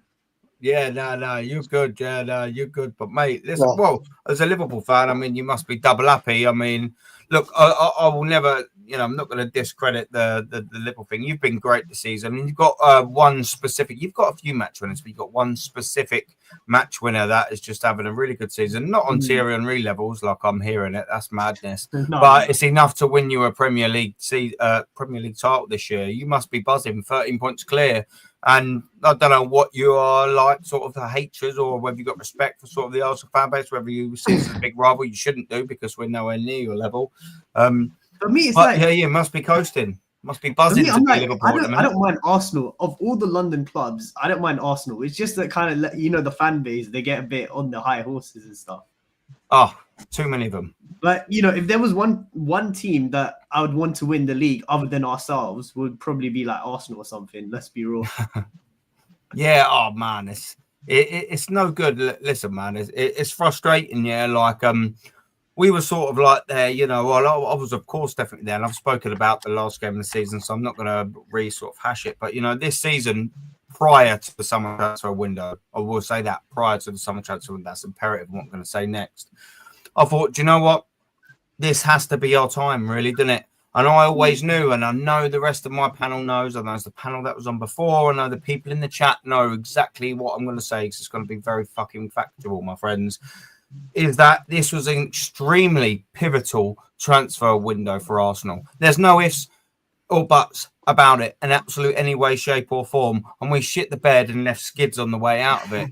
It was just not good enough. When you're signing Mikel Mourinho, we didn't really even need him. We must have negotiated with Real Sociedad via carrier pigeon to just get that deal done, because he had 1 year left on his deal. At the start of the window, he said he wanted to come. And guess what? It took us 6 weeks to get the deal over the line, and we paid 35 million for him plus. And then Calafiori, we paid big money for him. Who else was in for him? Almost copy and paste, bar the 1 year left on his deal. And then I'm sitting there scratching. No, but listen, isn't what's his face? Marino, is he not handsome looking? I mean, he's not my type, mate. If I'm being honest, he's not a slim brunette with a big ass and massive tits. So he's definitely not my type. You know what I mean? Yeah. He's definitely not my type. But don't tell that to my missus. She's slim. She's got big tits and a nice ass, but she's not brunette. And I've been hating her for that for 11 years. Only joking. Yeah. She'll be watching. She'll be watching. It is what it is. But Mikel Mourinho. Yeah. I'm one of them that sort of don't give a fuck about what they look like. I couldn't give a fuck if they were a sentient fucking robot. If they could put the ball in the back of the net 30 times for us. What about this season? That's wicked, man. I'd sign a rhinoceros if he could score. The sweet prince, innit? The sweet prince. The sweet prince prince. Around the carpet. Yeah. His long mane of hair, he runs like a wild horse with long mane of hair. When I first heard that was mad, bro. Can I just tell Arteta madness or Arteta illness? Not everyone likes winning in Holland. Yeah. Well, yeah. One thing I will say is he's unfortunately, the geezer from Holland. He's going to be winning in England very soon, isn't he? That's the fucking frustrating thing. But yeah, talking about Slot. First honestly, in my opinion, after this season, the wheels are falling off. Okay, because before I get to my point, my friend Arnie, he wanted to ask, what do you guys think? The Centurions is better or the Invincibles?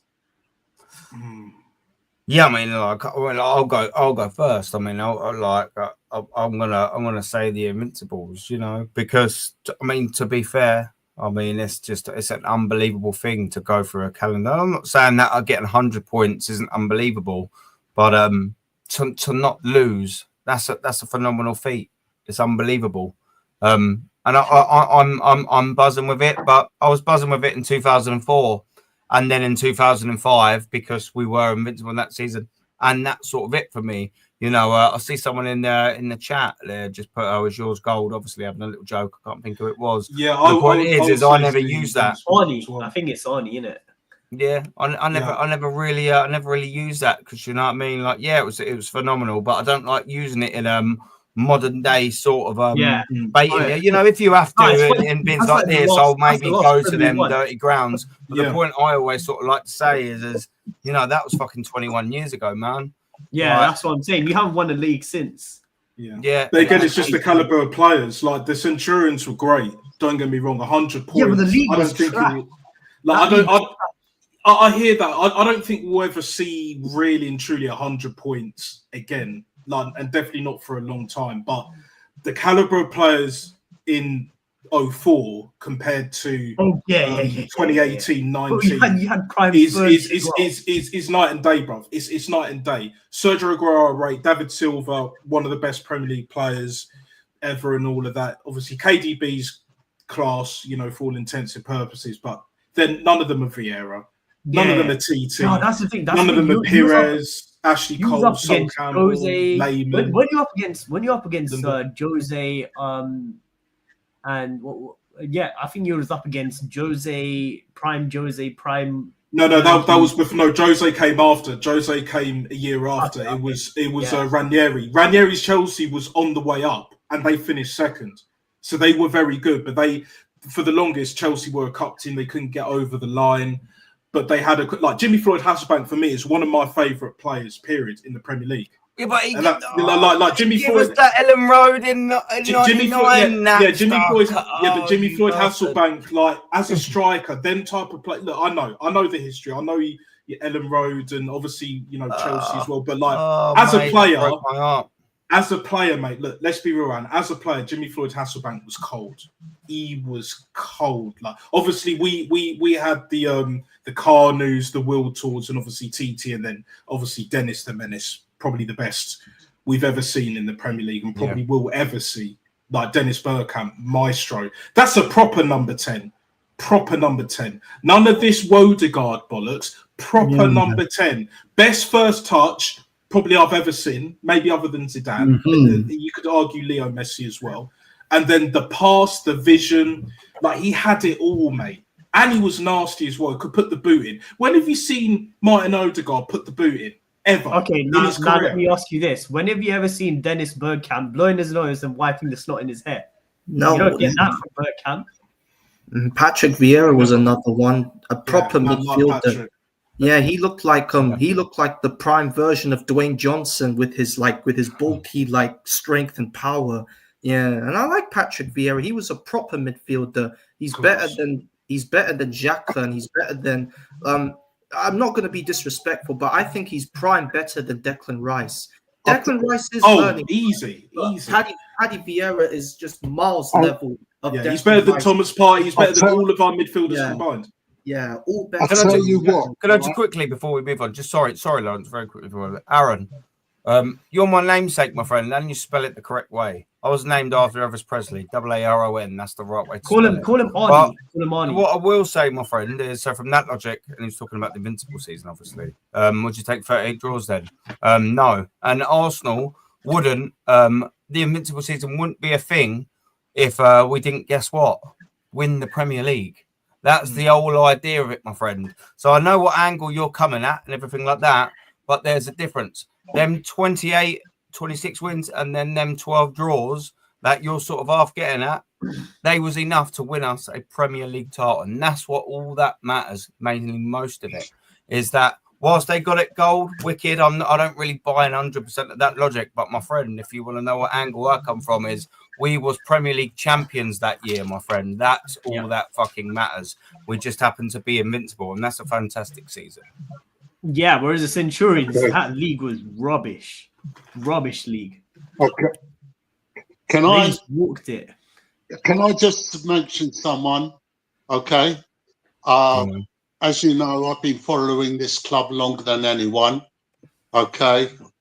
One player who I admired, who could get stuck in and was a brilliant midfielder for us, was Peter Storey.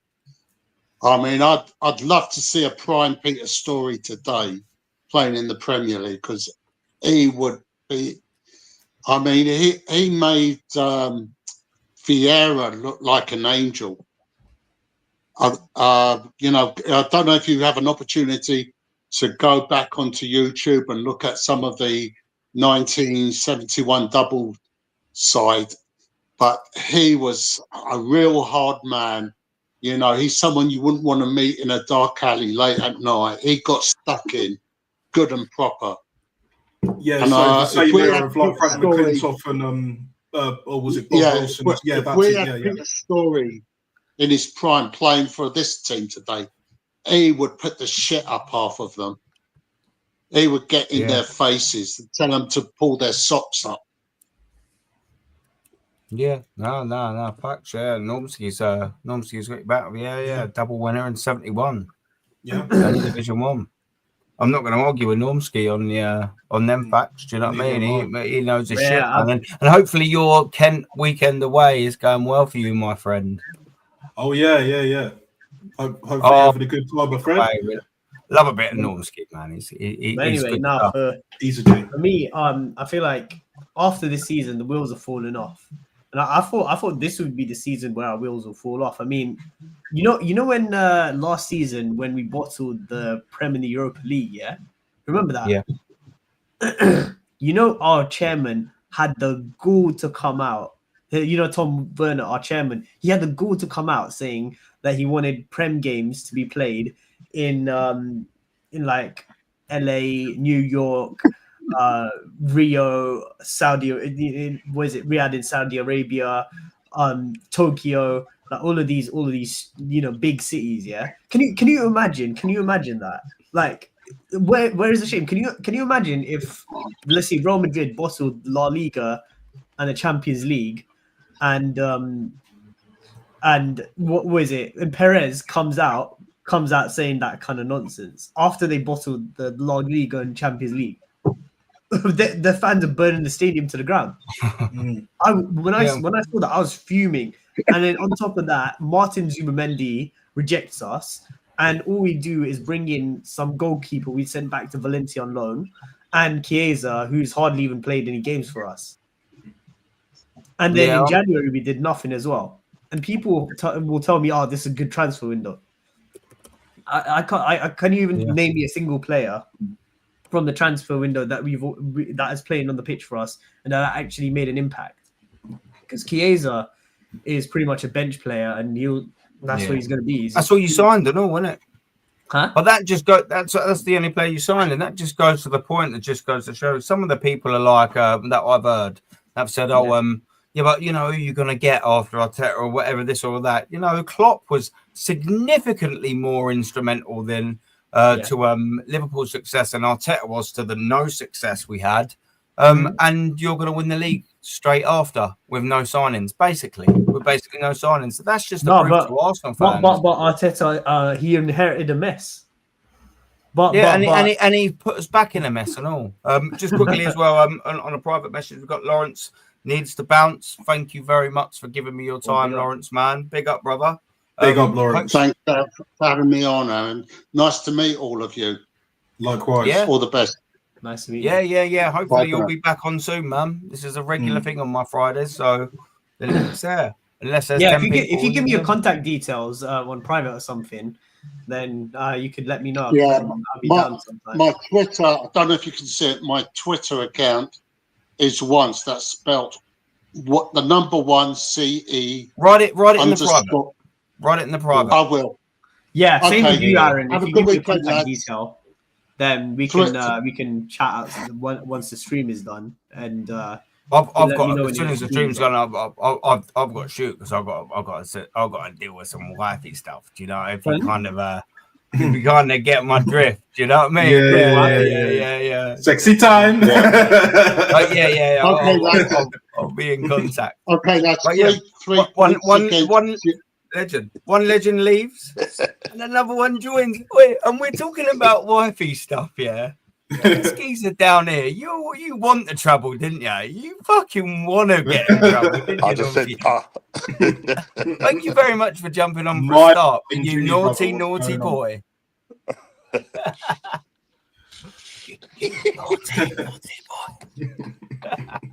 Yeah, big up. Bro. You know what? When Arteta illness came on, I thought, is he an Arsenal fan? I was thinking, bro, I'm gonna jump on there. But yeah, big up to you, brother. Big up. No, you know what? I'm gonna do 5 minutes. I'm gonna do 5 minutes. Yeah. I'm gonna go 5 minutes. Yeah. I was just gonna say, I wish our fan base had a League On or a Saeed TV or something. Our fan base is clapped. Yeah. Do you know what? But you're still going to win the league, though. Yeah. No, I know, but after this season, Salah's leaving, Van Dijk's leaving. I think he's leaving. Trent, he's off to Madrid. So, what would you really trust FSG to replace the caliber of these three players? They're going to pocket that money. What do you think? And but we signed Kies and just be happy. That's what our fan base will say, and then we'll probably get some bang average player and we start hyping him up. Like who's going to replace Salah? Who's got that kind of caliber? We're going to go out for Victor Osimhen. We're going to go out for I don't know that Kravius. I don't know how to say that name. Kvaratskhelia. I think his name is. That one. Yeah, I think it is. It's there or thereabouts. It's a bastard of a pronunciation, isn't it? I'll give it that. It's a bastard of one. Oh shit! Do you know what? I'm not going to swear for 5 minutes because I'm going to respect Normski. Oh, thanks a lot, Aaron. No, I was going to ask Arteta illness. Yeah. First of all, what do you think about your owners and who do you actually think will stay? Come the summer, will it be Trent? Will it be Salah? Will it be probably Van Dijk? Who's the likely one to stay? Van Dijk. Yeah, I think because he's a captain, in it. Yeah. I think I can see him. I can see him coming, but our owners. All I'll say is, I wish our fan base had a league honor. Yeah, he's cool, man. Like imagine, like I know there's a guy called Corbally Red on Twitter who's like constantly exposing the stupid PR that FSG keep peddling round and round. But yeah, I don't know if maybe Don Hussam, but I haven't really watched him much. I should probably watch him more. But yeah, I mean, I think with Don's kind of swings from because he wanted Slot out, didn't he?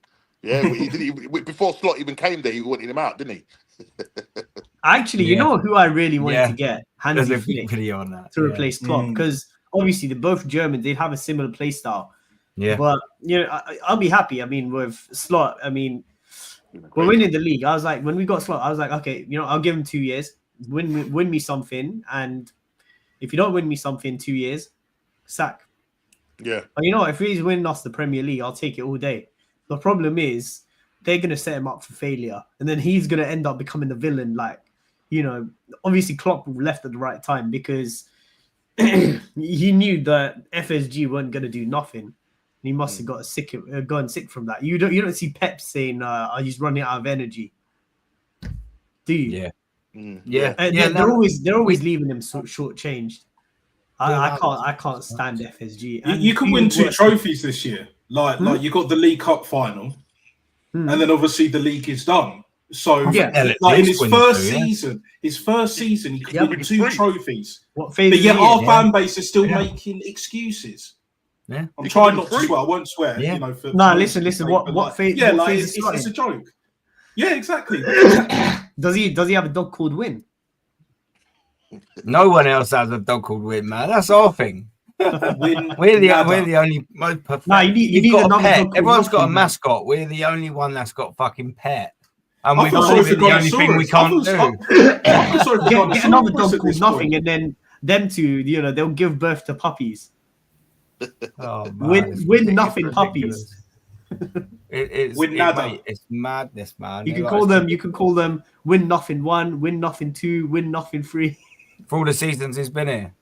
a litter of 5 consecutive failures. Do you know what? On them failures, what frustrates me, and people don't realise, man. We won't win the league this year, of course. That will be the 18th consecutive failure in competitions that this man's entered. No, the Champions League, that'd be 90. Wrong. The cracks are showing at Liverpool. Liverpool are going to drop points. The cracks are showing. Arsenal are going to come back. They're going to do the mighty remontada. I don't believe it, bro. I mean, Liverpool will always find a way to win because you can't count them out.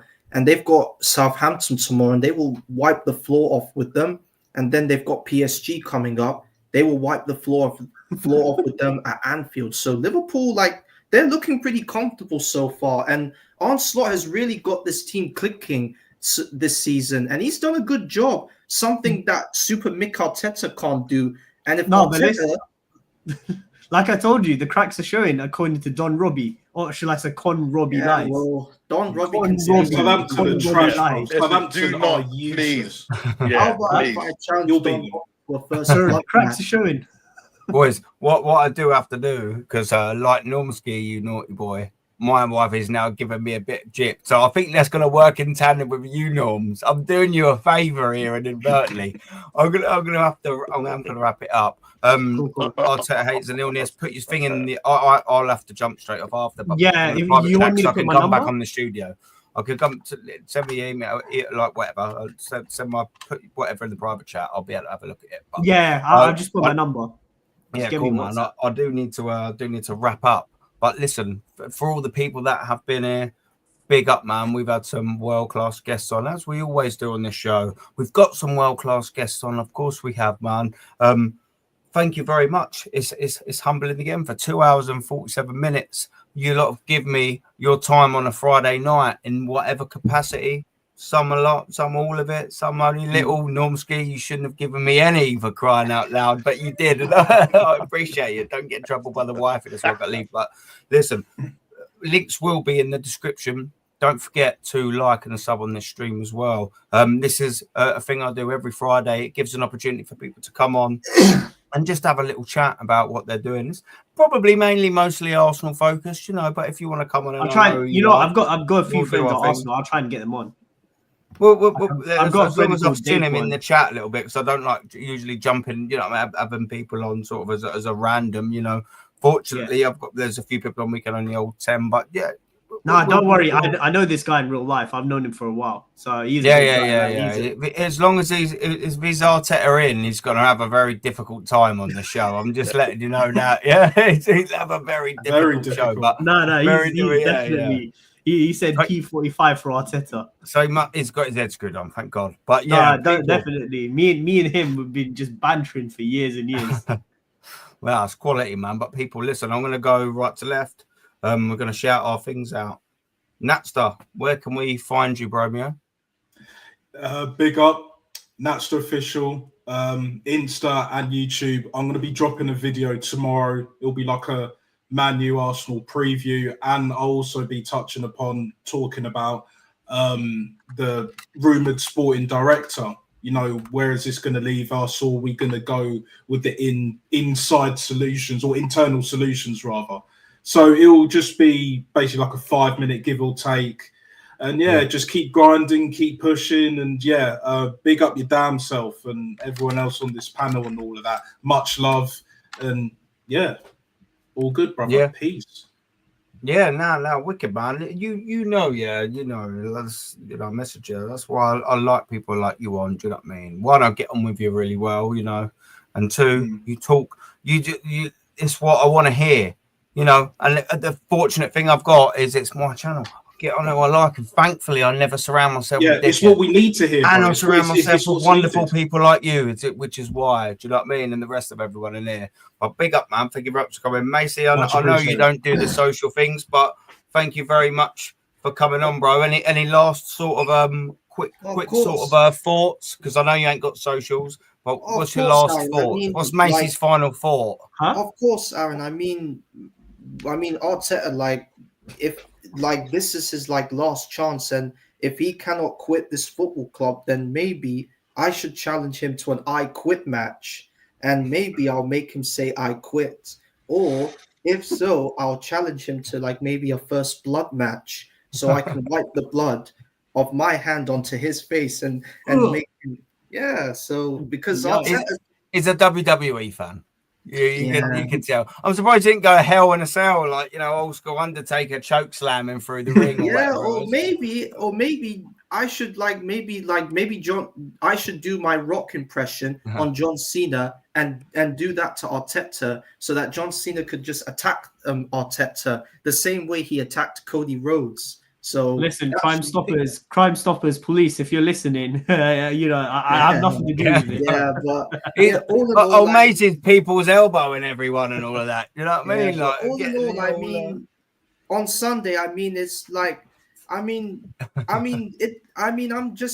just think we might sneak out a draw, or maybe a Manchester United win, because our record at Old Trafford has not been that good. So. I should just go for a usual 1-1 draw, because there's nothing to play for really in the Premier League, because our eyes right now is focused on PSV in the second leg, and if we can wipe the floor off with them, then Real Madrid or Atletico Madrid, the Sharks as I like to call them, will come and they will chomp each and every one of our players down. Yeah, one by one, man. Absolute fact. I always expect something like that from you, Macy, and it puts a smile on my face every single time, man. Big up. Thank you very much for coming. Norms, I know you're probably going to be in a rush. Yeah, man. Yeah.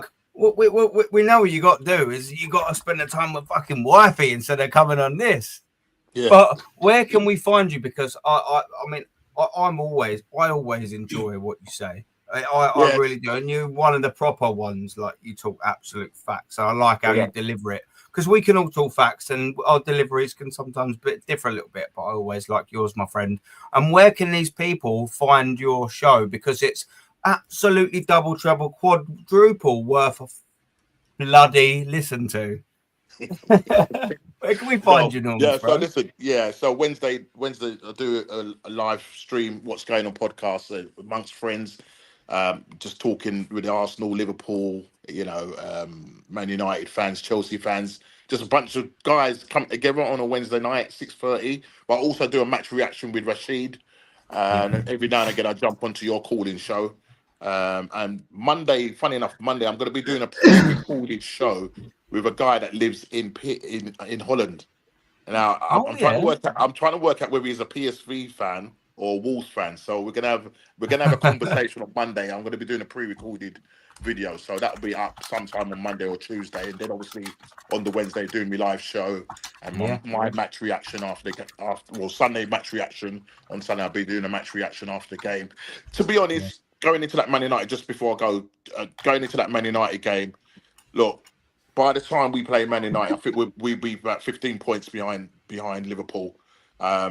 So technically speaking, we just go in there and just play with them, break off, because we've got no pressure now. Because really, technically, mathematically, we're still in it, but realistically, the towel's been thrown in a long time. You know what I mean? The wheels have fell off. The journey is done. Yeah, we ain't getting to our destination, and then it's the simple thing of we go again next year, FC. And yesterday, I was pulling my hair out, whichever hair that I've got left in my head. Listening to that was it that Mark guy? Was it that Mark geezer? Oh yeah. Bro. Norms, bro. I don't know how you guys did it, but thank God for patience. That's all I say. Thank God for patience, mate. But look, he stood his ground. He stood his ground. But bro, that's why I was throwing in some questions. to the other guy. I can't remember. Is it Gun Down? Yeah, Gun Down. I was throwing in some questions there, and I was hoping that he fired them at Carl, fired them at the guy. But that's what I say. Big up to the panel. Please sub to this channel. He's a fantastic guy. Aaron is doing bits. His work rate is just unbelievable. get him to 1K so he can divert or was it redirect? Whatever it is. Yeah. And get me to 1K so I can learn how to do it. We're all on this journey together, and we were all saying the same thing. So we all want to win at the end of the day. That's what we want. We have different 100%. opinions, but some of the opinions I hear from some of the guys, they're a bit deluded, bro. So, yeah, it's what it is. They need to go to rehab for all that delusion they're No, hooked seriously, on, man. mate. Honestly, As Naxter said, bro, it's almost like they're worshipping Arteta. It's actually quite scary. It really is scary. You know what I mean? It's like they can't see can you wrong. imagine? Can you imagine? You know the Guard of Honor when you come to Anfield. You know how like you guys will do like the Guard of Honor, yeah? Can you imagine? You know the set piece coach that he always shows up, yeah, in games. Can you imagine like next to Arteta you'll have? Can you imagine standing next to Arteta? You'll have the set piece coach, his face being zoomed in and out, and then you have Win the Dog clapping its little paws. Even Win the Dog will be clapping its paws at Liverpool. I mean, listen, guys, we're second place and we're the most bantered team in this Premier League. Right? How can we be second and be bantered like this, bro? No, forget being second. The most important. It's down to the deluded fans. That's what it is. Listen, it's all about Win clapping its paws. Win. Can you imagine that? Where can we find you, Arteta haters and illness? Where because I'm getting pressured by a text message. Where can we find you? I put my Insta on the comments. I can't see it on my thing. But if you wanna message me personally, I put my number on the private chat if you want to WhatsApp me. Yeah, cool, man. If you could send me a text saying that it's you, that'd be great. Yeah, no, we'll do. We'll do. See, look, Normski needs to go, son. Right. On that note, we've got the arm of truth. Yeah, that's the hand of destiny there, trying to pull him away. Listen, we will wrap up on that bombshell, man. Normski, enjoy. Everyone, enjoy. Bless up, chat, enjoy. Take it easy, man.